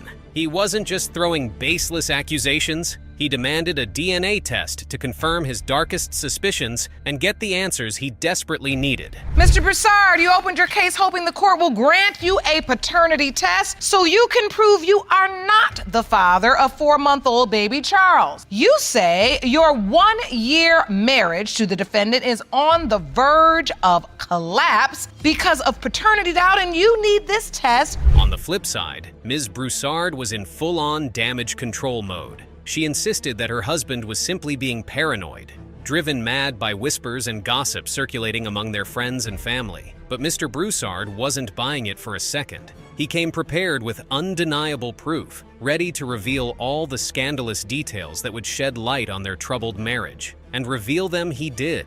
So, Ms. Broussard, what's going on in the home? He is so obsessed with my ex that he feels that I'm cheating on him every time I do something. We argue, we fight all the time. Me and him just are not getting along at all. What unfolded next was nothing short of a roller coaster ride filled with accusations, denials, and shocking admissions. Mr. Broussard even went as far as to accuse his wife of engaging in a full-blown affair with her ex, which she vehemently denied, of course. Reason why, that gave me my doubt that little Charles is not mine. Then, things took a dramatic turn when Mr. Broussard presented his Exhibit A. And let's just say, it painted a troubling picture for Ms. Broussard. On my table, I just got off work, and basically I walked in, and the cups looked freshly poured. You still can see the water dripping off of it because it's going to room temperature. So I asked, why is there another cup here? She basically said, I don't know. I said, well, you had in my house then. She didn't know. She said, I don't know? The atmosphere grew so tense that you could hear a pin drop in that courtroom. Ms. Broussard appeared visibly rattled, but she stood her ground, refusing to back down even when confronted with some truly incriminating evidence. This was a woman determined not to go down without a fight, showing incredible resolve in the face of mounting pressure. Miss Broussard, did your ex send you a naked photo? Yes, he did. And you don't tell him don't do that? I do, but he's gonna do it anyways because he, like I said. And you don't block his number? No. The real bombshell came when Mr. Broussard declared, with unwavering conviction, that he wasn't even sure if he was the biological father. He stated this with such certainty, having confirmed his wife's infidelity with her ex, sending shockwaves through the courtroom. So how do you go from rumors to just being convinced she slept with her ex? In August, I was away, and once I returned home, I seen Helen in the shower, and she had handprints on her thighs, her buttocks. As for Ms. Broussard's reaction, it was anything but ordinary. She openly admitted to her actions without a hint of shame, offering a rather surprising justification: revenge sex. It was a bold admission that left everyone in the courtroom momentarily speechless. You admitted to your husband that you had slept with your ex in your house. Yeah. And you don't have no shame in it, huh? But I slept with him after his ex called me telling me that they were having an affair too. Oh, so the revenge sex. Yes. As the courtroom held its collective breath for the results, anticipation hung in the air like a thick fog. Was Mr. Broussard right all along, or had he been chasing mere shadows, blinded by jealousy and doubt? When the judge finally read the results, the tension was palpable. Slicing through the atmosphere like a knife, the truth had finally emerged, and the outcome? Let's just say it left everyone in that courtroom, and likely everyone watching, completely shell-shocked and speechless. Mr. Broussard, you are the father. How does it feel to hear that? I feel a lot more better about the results. I still got love for him. As far as me and Helen go, you know, we about to work on our marriage and our differences. Pretty happy that. The next episode is a perfect depiction of regret following a revenge sex. Let's dive into the thrilling details of the case Greer versus Thompson. Ms. Greer, in a bid to get back at her boyfriend, had revenge sex and ended up not knowing who fathered her child. Mr. Thompson, however, had no clue about this and had already been fulfilling parental duties for a full 6 months before a shocking revelation hit him, through social media no less, that made him question whether he was even the father. Court, we plunge into the tumultuous case of Funzy versus Irvin, where hidden secrets and powerful emotions collide in a heated quest for paternity. Ms. Funzy strides into the courtroom, a blend of resolve and apprehension evident on her face as she prepares to confront Mr. Irvin regarding her assertions about their child, firmly believing it belongs to both of them. The atmosphere is charged with tension as she readies herself to unveil her truth, aiming to settle the doubts that have haunted their relationship. All eyes are on her as the stakes rise, and the quest for the truth takes center stage. Good day, everyone. Ms. Funzy, you have opened your case to save your family. You are here to prove your 1-month-old baby, Joaquim Irvin, is your boyfriend, Mr. Irvin's biological son. You say you and Mr. Irvin have 2 other children. However, Mr. Irvin was not so easily convinced, especially after Ms. Funzy had hinted at infidelity just weeks before the pregnancy. The air crackled with anticipation as both parties geared up to lay bare their grievances. You blame his sister for stirring up his ridiculous doubts, is that correct? Yes, Your Honor. Mr. Irvin, you say that Ms. Funzy confessed to having an affair. Ms. Funzy recounted the history of cheating that had plagued their relationship, revealing that Mr. Irvin had previously strayed. In a twist of justifications, she argued that since he had cheated on her first, it was only fair for her to respond in kind. Revenge sex, she claimed, trying to downplay the significance of her actions by insisting it was merely a one-night stand. Yes. If Mr.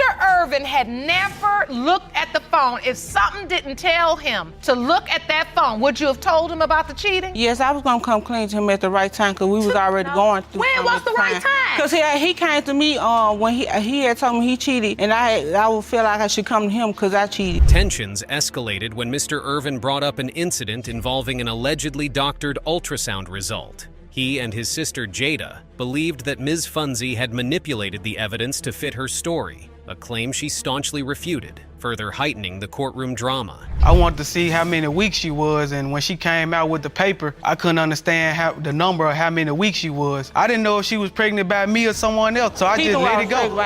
Because you were concerned about the date. Yes. But it should have been on the paperwork. In an attempt to solidify her case, Ms. Funzy presented a photograph of their children, highlighting their shared physical trait of knock knees and asserting that this should prove their biological connection. She thought this visual evidence would strengthen her position.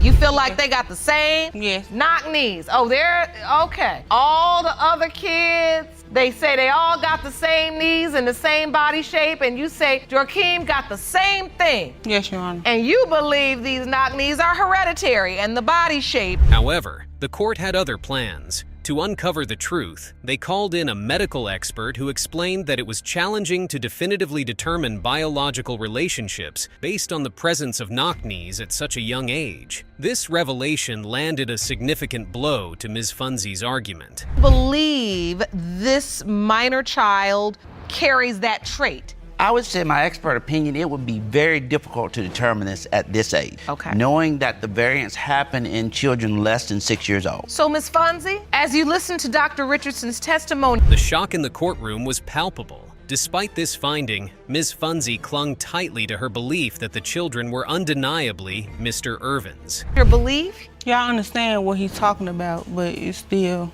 they all have knock needs. Have you ever told this other man that he... The situation took a dramatic turn when a message from the man with whom Ms. Funzie had cheated surfaced in court. Without holding back, he disclosed their intimate encounters on multiple occasions, leaving Ms. Funzie stunned and the courtroom buzzing with disbelief. We kept sleeping with each other 3 to 4 times after that with no This was between the months of October 2017 and November 2017. Miss Funzie? Eventually, she reluctantly acknowledged the truth of his claims, admitting that the infidelity was not limited to a single instance, causing the dynamics of the case to shift yet again. I'm sorry? Yes, Your Honor. Yes, it was more than one time, or it was a one-night stand? It was more than one time. You go get Okay. it. You lied. You lied to me. Listen. As the court prepared to announce the results, Mr. Irvin offered a flicker of hope, stating he would accept the child as his own if the DNA test confirmed it. This statement brought a brief moment of calm to the tense room, suggesting a potential path toward reconciliation. Nevertheless, he made it clear that if the child turned out not to be his, it would spell the end of their relationship. And if he is not? If he's not, I'm gonna be done with this relationship for good. I'm ready to get the result. Jerome, these results were prepared by DNA Diagnostics. With the tension building once more, the room buzzed with anticipation, setting the stage for a decisive moment in their fraught relationship. Would they emerge together, or was this the beginning of their end? Let's find out. Mr. Irvin, or Mr. Winfield, is the father of 1-month-old Joaquim Irvin. It has been determined by this court. The biological father is Mr. Winfield. I know what I told you. I knew it wasn't his baby. When mama went to the hospital and seen that baby, she knew it wasn't. A mother know they child. A mother know they child. Next on our list is the dramatic case of Miller versus Rasmussen. In this case, Miss Miller took Mr. Rasmussen to court, suing him over the paternity of their 3-year-old daughter, Zaylee. Tensions were already high, but things took a turn when Mr. Rasmussen dropped a shocking revelation. He claimed that the only reason Miss Miller was denying his paternity was because she harbored a deep hatred for him. The real reason Miss Miller is denying your Zaylee's father is because she hates you. Yes, Your Honor. You say you've been there for your daughter her entire life, and you're here today to prove you are Zaylee's father. Yes, Your Honor. All right, Mr. Rasmussen, why is Ms. Miller saying you're not Zaylee's father? This was an alarming accusation, and Judge Lauren quickly delved into the details to get to the bottom of the matter. During further questioning, another jaw-dropping twist emerged. It was revealed that at one point in their rocky relationship, Mr. Rasmussen had actually cheated on Miss Miller. Holy moly. Talk about a bombshell. It was the kind of revelation no one saw coming, especially because Mr. Rasmussen didn't seem like the type to stray. His appearance was unassuming, and he had presented himself as a devoted father. When things got rocky, I'll admit it, I did go to another woman. I'll be the first to admit that. You know, it was my mistake. Is that true, Ms. Miller? No. It's not? No. Tell it's me not what at all. you believe to be true in this situation. Yes, I was very mad at him for being a cheater. He cheated on me through pretty much our whole relationship. In fact, Mr. Rasmussen went to great lengths to be in his child's life, driving a whopping 160 miles just to see baby Zaylee. Despite his commitment as a father, it became clear that their relationship was far from perfect. I'm paying my child support. I have my child support payments right here, plus an additional $3 fee, plus an additional $60 annual fee just to pay my child support. You pay $50 a week. Just under $50 a week, plus that $3 with every check, plus another $60 every year to the state. Both parties had their own skeletons in the closet. It was revealed that their time together, though brief, had been filled with issues that extended far beyond typical disagreements. I want my visitation because my daughter means the world to me. I want to be in her life as much as I possibly can. I mean, if he's driving 160 miles each way every other weekend, the money he would get in his taxes, he's spending in gas. But the surprises didn't stop there. As Judge Lauren continued to dig deeper into the situation, it came out that while Miss Miller was sleeping with other men during their relationship, Mr. Rasmussen also had his fair share of women on the side. Even with all the infidelity, Mr. Rasmussen remained a devoted father, always fulfilling his responsibilities to Zaley. Shocking, right? Especially in a world where so many men choose to abandon their responsibilities, he stood out. You pay $50 a week. Just under $50 a week, plus that $3 with every check, plus another $60 every year to the state. And that's not very much to get what she needs. Is it enough to buy her clothes so she doesn't have to wear cut-off sweatpants and the same T-shirt every time I pick her up? I do that because I don't want. Is it enough money to buy her underwear so you don't got to keep putting her in diapers at 4 years old? I have underwear for her. Judge Lauren's frustration grew as more details emerged, and it reached its peak when it was revealed that Miss Miller hadn't even informed her ex-boyfriend that Zaley might not be his child until a full 6 months after the baby was born. Understandably, this revelation enraged the judge, and she made her feelings abundantly clear. What about just telling him? I want to understand that.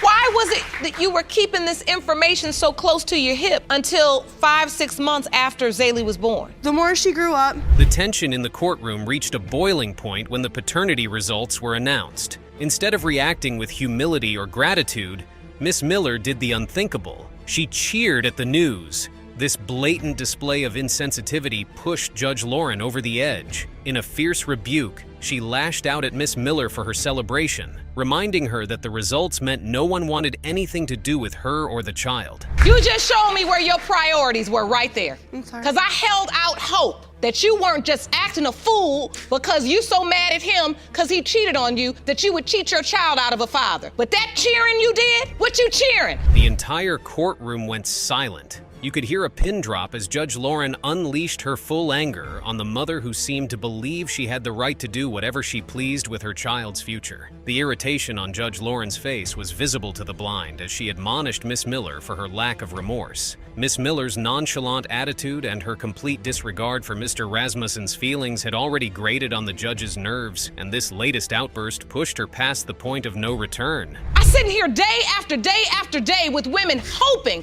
a man would drive 16 miles to see their baby, much less 160 miles each way, and abide by a court order and sign a birth certificate and come day after day and week after week so they can grow visitation to have a relationship with a child. So, with all the twists, turns, and drama, the moment of truth finally arrived. What could the paternity results possibly reveal? Let's find out. Mr. Rasmussen, you are not the father.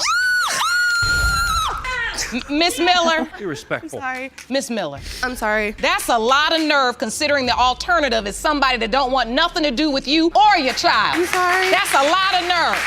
Crazy, shameless moments on paternity court. She's your baby. She looks just like you. That's common sense. The father. Go pop the popcorn. With his estranged wife running off and leaving him to care for 2 little boys, Mr. Mitchell was rightfully mad. Oh, and to add insult to injury, Miss Dalton, the wife in question, openly admitted to cheating on Mr. Mitchell in the past, putting her 2 kids' paternity into question. Get ready, it's about to be a messy one. Miss Dalton put me and my kids through a lot, Your Honor. You know, she done left, and between the last 7, 8, 9 months, you know, she done made us struggle. She done walked out on us, Your Honor. So. Well, we don't see this every day, do we? Talk about role reversal. According to the plaintiff, Mr. Mitchell, Miss Dalton had been the textbook definition of a deadbeat parent. He claimed that despite being the mom to their 2 kids, Miss Dalton had developed a nasty habit of leaving him with the kids and disappearing with other guys for weeks on end. She left with another man. She just came home one day, Your Honor, and just said, you know, here go your kids, take the kids, take the food stamp card, and just walked out. And just left. But wait! As we know, there are always 2 sides to every story, so what did Miss Dalton have to say about all of this? She was insanely stoic as Mr. Mitchell gave his opening testimony. He went away for some time, and like I said, from the beginning, I've been doing everything by myself. He wasn't working. There was constant, like I worked 2 jobs in the beginning when I was pregnant with my first son. I worked 2 jobs to make sure that the household was taken care of. He didn't work, he gambled. you know, he... And that's why it's never a good idea to take one side over another before you hear the full story in cases like this. So according to Miss Dalton, Mr. Mitchell was not the model dad that he had painted himself out to be in the beginning. Shocker! But what did she have to say about the allegations of her disappearing on her family? And that happened, and That's you what know, she did, I was forced to leave my home. Nobody forced her to leave. When she left me, Your Honor, and left the kids and walked out, Your Honor, I was on our city bus in the freezing cold with my 2 kids. I did the going same. to all my kids' their appointments they had to go to. I was making sure that me and my kids had what we needed, Your Honor, because I didn't have anything. And so listen. Hold up! This is getting interesting. With Miss Dalton seemingly sprinting at the slightest inconvenience and Mr. Mitchell trying to get sympathy points for doing his job, things look more complicated than they first appeared. Apparently, none of the 2 parents have exactly been saints. Time you all were together, you were in your relationship, did you sleep with another man? In the beginning, yes. But since we've been married, no. She was just with a... Hey! With the plot thickening by the second, we're losing track of one major allegation against the defendant. Judge, would you do the honors? With a man During the time you all were together, you were in your relationship, did you sleep with another man? In the beginning, yes. But since we've been married, no. Okay, Miss Dalton, we hear you. But do we believe you? Mr. Mitchell clearly doesn't. As for us, well, that's still up in the air. And just like clockwork, Mr. Mitchell drops another bombshell. Apparently, Miss Dalton is a bit of a party freak. She denies that, but almost immediately something huge comes up. In the court papers, that you are 37. Yes, ma'am. And Miss Dalton is 21. Yes, ma'am. How long have you been married? 2 years. 2 years. So you got married when you were 19? Correct. Whoa, that was a close one. Still questionable, of course, but legal nonetheless.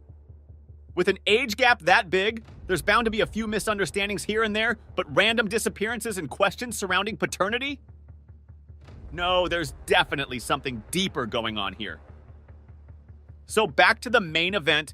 Why exactly does Mr. Mitchell doubt being the father to both children? Cheating that she's constantly been doing, Your Honor. It's been 3, maybe 4 guys that she didn't cheat on me with. Probably 3 since we've been married. And then after... Jeez, Miss Dalton has been a busy bee. But hey, we still don't know if all those allegations are proof that the kids aren't Mr. Mitchell's. All this drama is really getting to Miss Dalton. As the notion of her being the villain in this story gets stronger, she can't hold back the tears anymore. The whole time they've been on this earth living, he didn't work. He didn't contribute a dime to our household as far as anything with the Yes, I did, kids, Your food. Honor. Yes, Your I Honor, did, he Your did Honor. not. Your He Honor, did not, Your Honor. I worked 2 jobs to make sure that they were taken care of. Your Honor. And so are you saying, Miss Dalton, that while he was gone, you handled it all?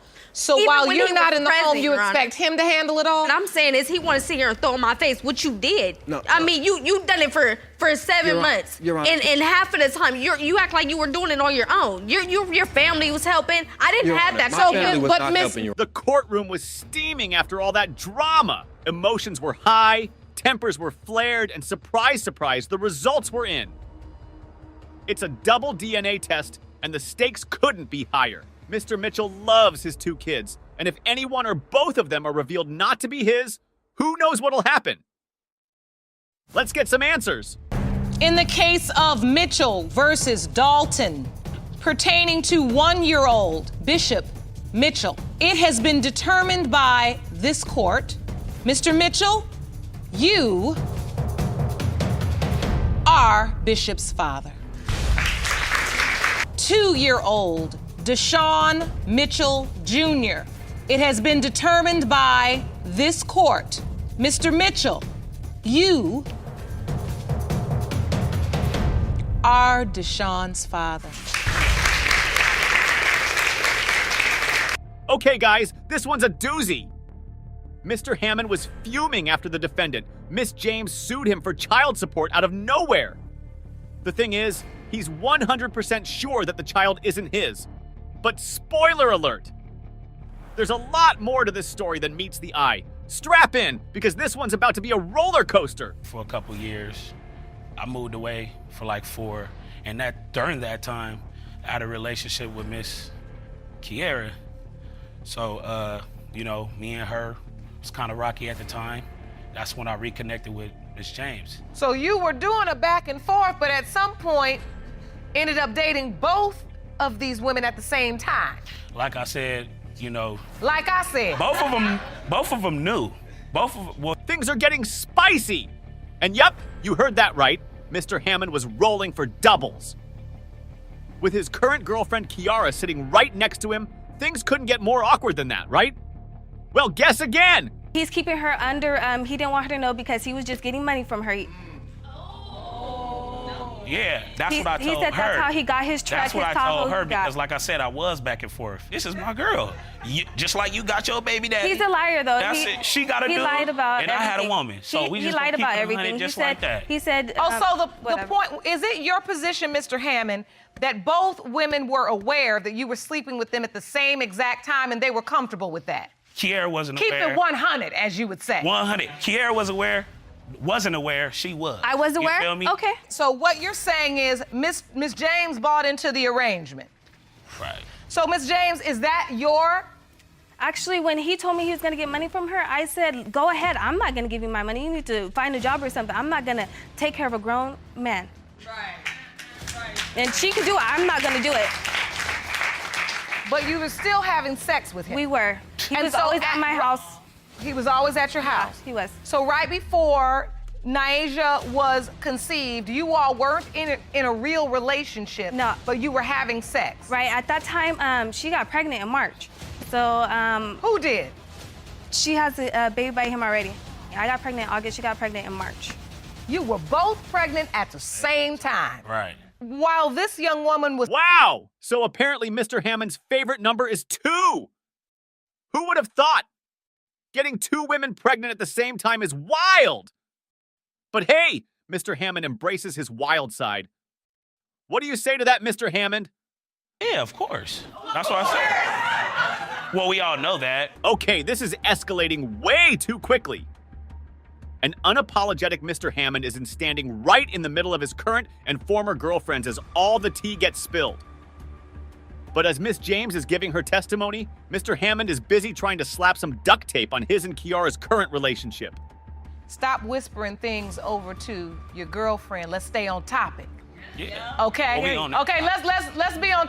Sorry, Mr. Hammond. You should have brought her a pair of earmuffs instead, because you're definitely sleeping in the doghouse after Kiara hears what Miss James has to say. Things were heating up, and somebody was going to get burnt. So when Miss James continued giving her testimony, boy, oh boy, did things take a crazy turn. I actually texted him, and then a family member called me and was like, are you sure, that's his baby? And I was like, no, I'm not sure, because I honestly had sex with another man earlier that day.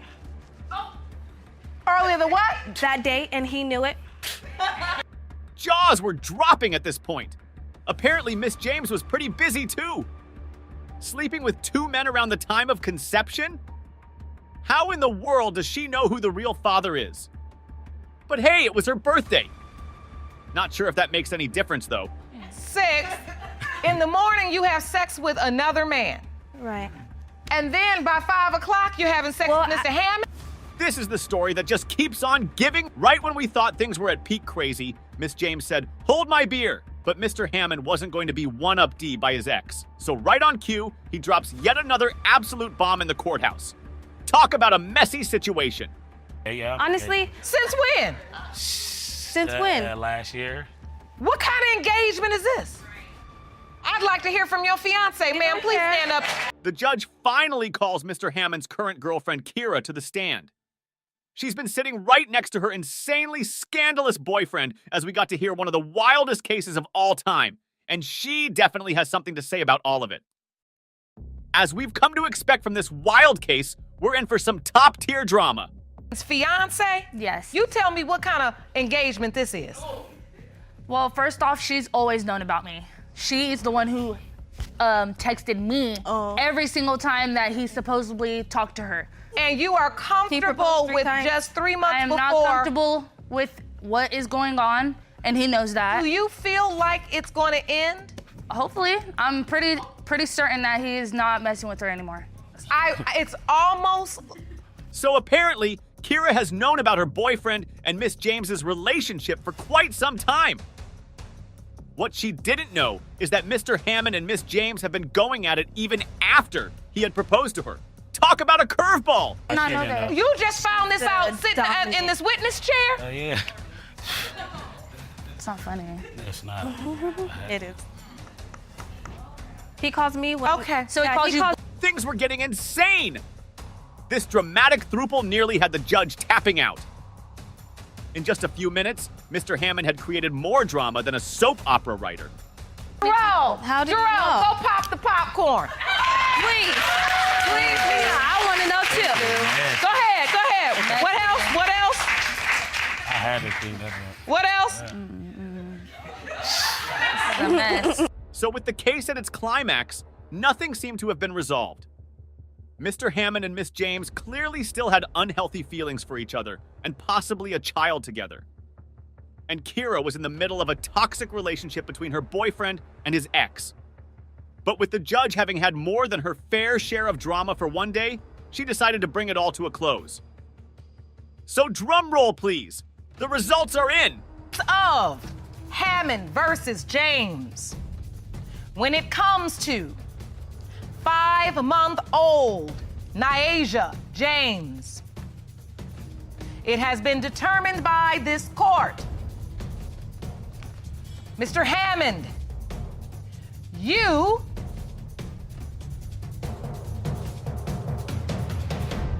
are not the father. This next case went from 0, 100 real quick. Mr. James III had always been a dad to his 19-year-old son, James IV, but a single revelation by his wife nearly 2 decades ago had always been at the back of his mind. The fact that he wasn't his son's biological father. She knew my past, and she knew that once she told me that she was pregnant, that I wanted a father in my son's life, like I didn't have a father in my life.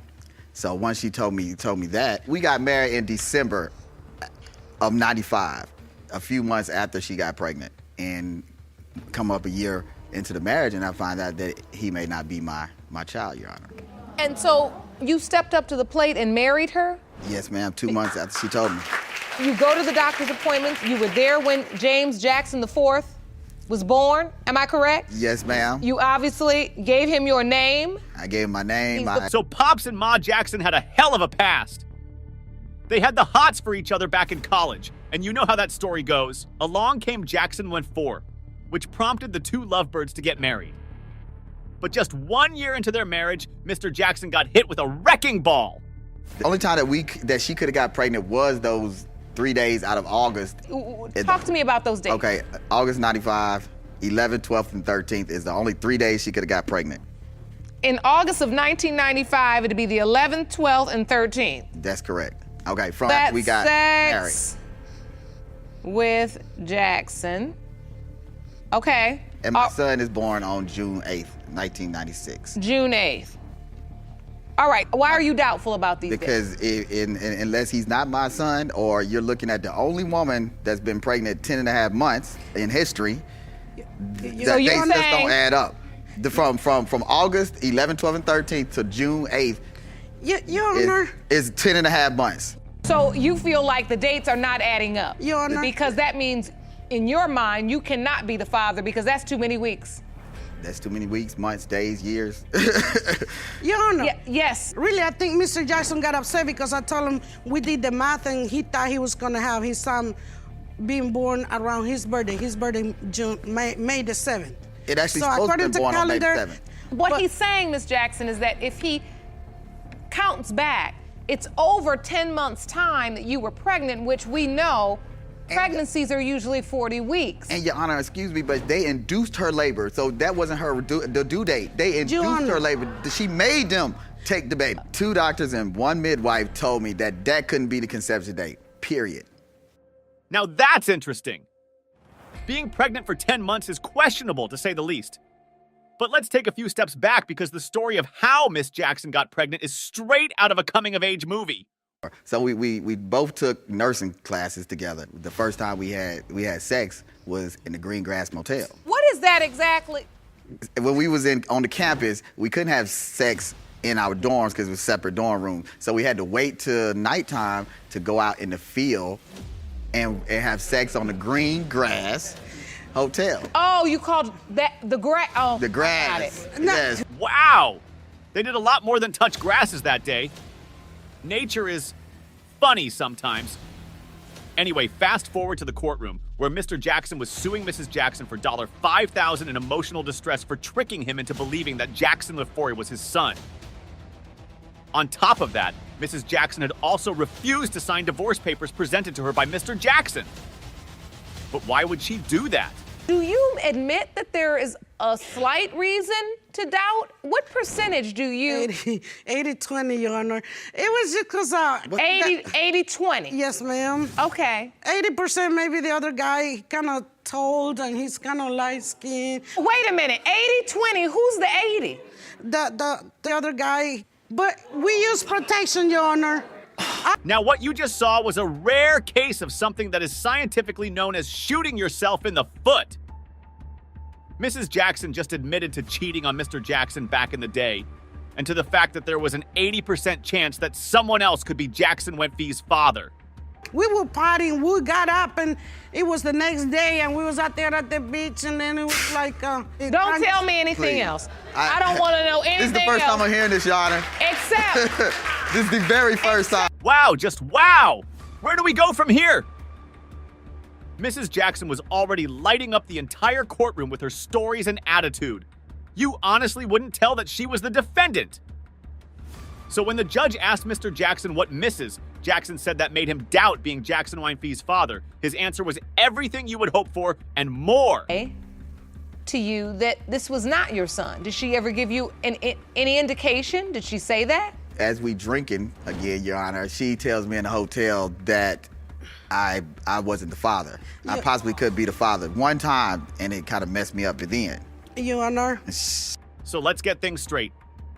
Back in the 90s, Mr. Jackson got Mrs. Jackson drunk so he could get the truth out of her? Well, things are heating up in here for sure. If you thought that was exciting, wait until you hear Mrs. Jackson's side of the same story. And no, she didn't just give her 2 cents, she broke the bank with her testimony. Was drinking all the Did time you ever either. tell him that James Jackson IV was not his son? He got me drunk at the house and trying to get the truth out of me, Your Honor. So Yes, I And was so just did didn't he know get whether the truth out of you? Yes. Okay. Oh, and did we mention that their son, Jackin 4, was on the stand too? Yup, he was right next to his mom the whole time. Imagine listening to your parents describe not just your conception, but a bunch of other times that they got intimate.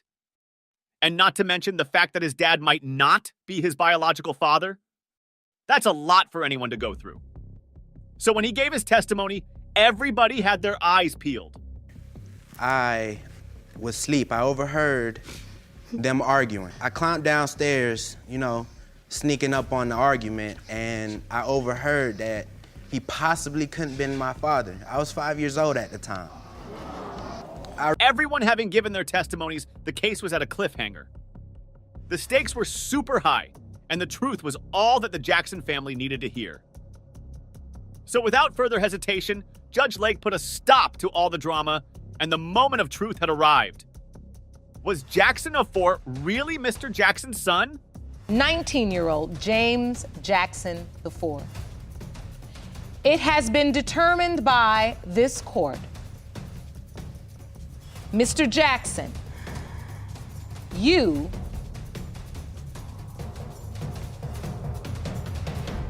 are his father.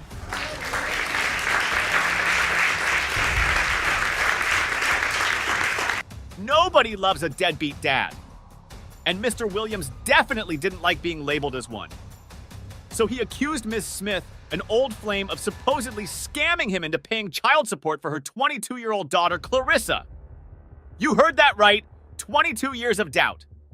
So grab your popcorn and sit back as we dive into some drama that has been brewing for decades. So, Mr. Williams, why do you believe Ms. Smith has been scamming you all these years? The scam is child support. You file child support against me when you don't have proof. I have never signed a birth certificate. I've never been proven that I was the father of the child. Were you having a sexual relationship with Ms. Smith during the time the child was conceived? I don't know. You don't even know. I don't know because All right. we've seen each other. Before we dive any deeper, it's probably worth mentioning how much money Mr. Williams owes in child support arrears. And trust us, you'll want to sit down for this one. Over $36,000. And as if that wasn't bad enough, Mr. Williams hadn't seen his alleged daughter Clarissa in over 20 years. I gave her a window of opportunity to put me on child support. Now, so far, we've learned that Mr. Williams either really loves big numbers or he really hates taking care of his kids. But if the child isn't his, he hasn't really done anything wrong, has he? We got some clarity right afterward because as soon as Ms. Smith started talking, the plot thickened in seconds. Eli, he ain't never had a job. That's what I paid for everything. No, that's not true. Eli had money when he got into a car accident. Oh, my goodness. That's not true. We had a relationship. That's not true. We did not have a relationship. Yes, we did. We did not have a relationship. Yes, we did. No. You told him when you got pregnant? Yes, ma'am. And you were intimate with him during the window of time that Clarissa was conceived? I don't see that. I don't see What was the nature of the relationship? How did you guys meet? We met at a club. Yes, we met at a club. So apparently Ms. Smith was taking care of Mr. Williams when he was broke. Before she started taking care of her daughter Clarissa. Who would have thought? According to her opening statement, Mr. Williams also had a habit of making things accidentally. His money, his daughter, and who knows what else. She also mentioned something else. They met at the club. And we all know how unpredictable those relationships are. Realized you were pregnant. Before that, were you sleeping with anybody else besides Mr. Williams? No. When you found out you were pregnant, did you tell him? Yes, ma'am, I did. What day? What was his reaction? The same night. What day? What night? Yep. What night? Yes, I did. What was his reaction? Goodness. Yeah, what was my reaction? I forgot the name Did I say hell I forgot no? the name that he wanted me to name, but he wanted me to have a boy. What? He But do. he seemed happy about it. Yes, ma'am, he did. But sir, you don't remember this day. like that. I do not remember this whole conversation, what she's talking about, because it never happened. Okay. It didn't. Well, go ahead. You know it didn't. Go ahead. So to make is you it feel safe to say that during the doctor's visits and the birth, Mr. Williams was not there? No. Even when she was sick in the hospital, he ain't showed up, but he called. And I told him Clarissa was sick for 14 days and 14 nights. None of this. And his dad was on the other line because his dad was gonna pay for the ticket.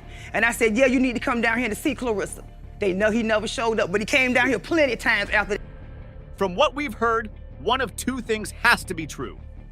Mr. Williams either has a pretty nasty case of self-induced amnesia, or Miss Smith is lying with a straight face in court. Forgetting the fact that your significant other just told you they were pregnant is wild, but forgetting that you were the one coming up with ideas for names? Like, is he trying to reenact Memento? Situation. No, I come to get your address so I can send them people the letter. You sent them to the wrong address because that was the address you was at. I sent them to your father's house. Right. What you did is you had somebody send some service papers to my family's house where you know I wasn't at.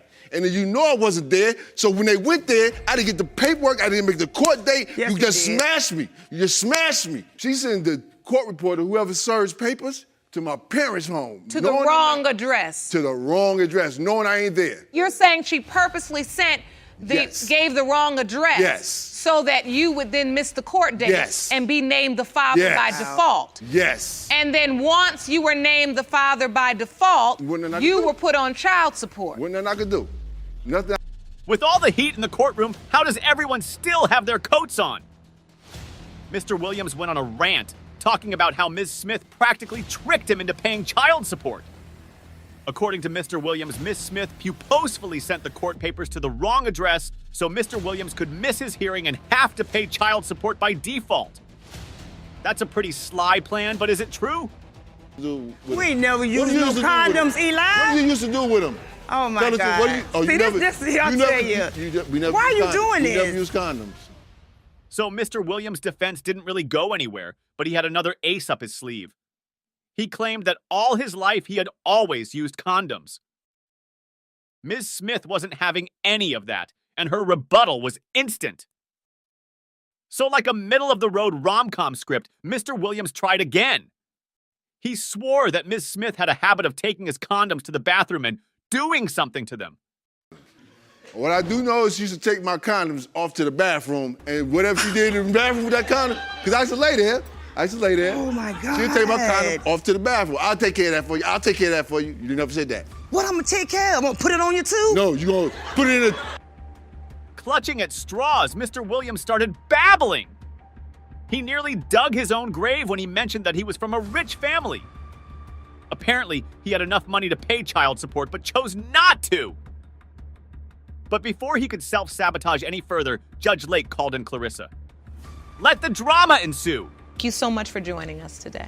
We've been here discussing the issues regarding your paternity. Is Mr. Williams the person you were always told was your biological father? Yes. You never were told anyone else could be your father? No.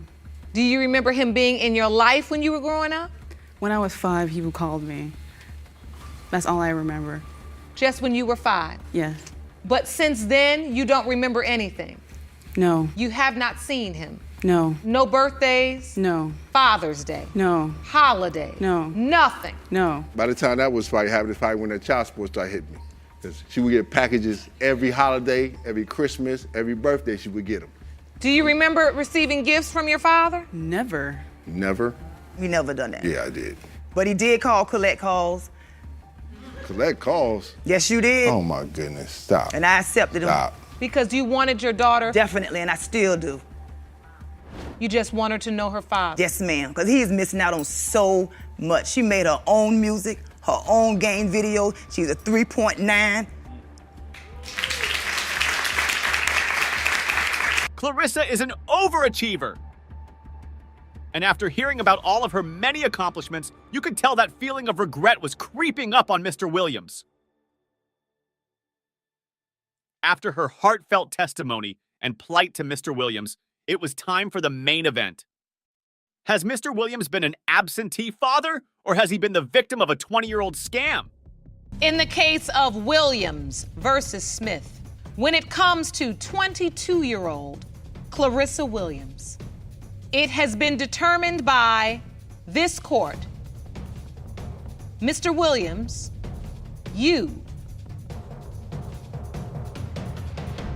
are her father.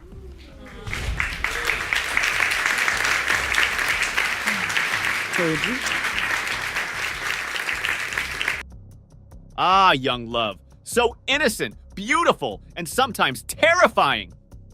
Mr. Andrews, alongside his mother, accused Miss Corbett of paternity fraud. This one is straight out of a movie. Brace yourself, the drama is heavy in this one. Hello, Your Honor. Hello. This is a case of Harrington versus Day. Thank you, Jerome. Good day, everyone. Good day. Mr. Harrington, you claim you are not the father of Miss Day's 1-month-old daughter, Nalani Day, and want her to stop pinning her baby on you. You say your sexual relationship with the defendant ended before she got pregnant. Ms. Day, you say you would never attempt to pin a baby on a man without being sure he is the father. So the mama's boy might have bitten off more than he could chew with Miss Corbett. After an extended situationship with Mr. Andrews, Miss Corbett got pregnant and gave birth to a son, who, if you would believe it, shares a name with the plaintiff. But according to Mr. Andrews, Miss Corbett did the unthinkable. She forged Mr. Andrews' signature on the baby's birth certificate. If he is not the father of my child, I am the Virgin Mary. There's no other possibilities. I have not been messing around with anybody else throughout the time that we were messing around. So you are 100% positive Mr. Harrington is your child's biological father? Yes, ma'am. No doubt in your mind? No doubt in my mind. So talk to me about your relationship during the window of time Nalani was conceived. We were... Ooh, shots fired! So Miss Corbett is sure that Mr. Andrews signed the birth certificate. According to her, the only reason why he denies signing it is because Mr. Andrews' mother told him not to. She was leaning hard into the whole mother's boy argument, and to be fair, it was working? Well, having his mom stand right beside him really wasn't helping Mr. Andrews' case, was it? My middle child, the other child that we have together, was having seizures. So she was in and out of the hospital. When we was in the hospital, we did it. So when we did... So apparently, Mr. Andrews can speak for himself. Who would have thought? According to him, He had been a victim of Ms. Corbett's verbal abuse and controlling tendencies throughout their relationship. But Ms. Corbett had something to say about that. She was pregnant? An anonymous texter, I swear. We got into a conversation, I got the text right here. Let me see those, please, Jerome. Look, let me see. You about to see? Make it up. I swear to God, why would I make something? Why would I make that up? Like, I don't know. I mean, you making up. So you say you got a tip from an anonymous texter. Anonymous texter. A text comes through to your phone and it says, "Baby mama, how your baby mama?" Well, that blew up in his face. Words are being exchanged and things are getting hot in here. Only one thing, though. Is this case between Ms. Corbett and Mr. Andrews or Ms. Corbett and Mama Andrews? The way things are going, Ma Andrews seems to be the one in charge. The enraged mom is going off on Ms. Corbett, accusing her of being the neighborhood, well, let's just call it the most charitable person in the neighborhood. And guy number 2. Yeah, that's how I found out. Then I asked my sister, I called her, whatever. I was like, so I heard you was hiding the pregnancy. She was like, Kayla didn't want me to tell you, and she was also saying that you the daddy. And I'm like, how? When she ain't talking to me. So I tried to call her. She not answering the phone. He's trying to flip it around. I don't answer his call on a daily, on a regular basis. I don't answer the Ouch! That's got to hurt. So the mom and son duo are finally on the scoreboard. By the look of things, Ms. Corbett really got around in the neighborhood. Mr. Andrews and his mom clearly did their homework. And that's not all. They brought receipts. Oh, that's why she be trying to hide my child from me too. Like, come on. For him to say that I was trying to hide because I didn't pick up the phone or something like that. But you never told me you was pregnant though. I did tell you I was pregnant. No, you didn't. I found out in January. I found out in January too. That's when I went to go. Your Honor. Lord have mercy. When I found out that I was pregnant. So all them missed periods in January. All them missed periods. When I went to go and do my MRI. You know you got 2 other kids. For my brain study. So when I found out, I was already 4 months pregnant. So at the time you found out you were pregnant, you all weren't together. No.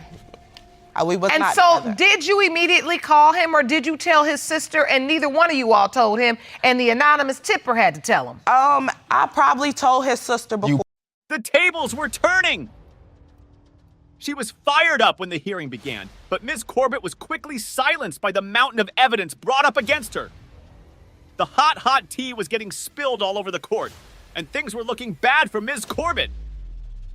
And just when we thought that was all we would hear about it, Mr. Andrews proved us wrong. But you're saying there was no guy number 1 and guy number 2? No, it wasn't. There is a guy number 1 and a guy number 2, but not a guy number 1 and a guy number 2 potentially to be my child's father. But you believe you were pregnant before you start talking to these guys? I know I was pregnant before then. I want to go to the birth of Nalani, and I want to understand, once he finds out you're pregnant, are you supportive of this pregnancy, Mr. Harrington? Are you at the doctor's appointments? Do you come for the birth? Yes, I was there for the birth because I was saying to myself, okay, if I am a possible father, I don't want to have missed the birth.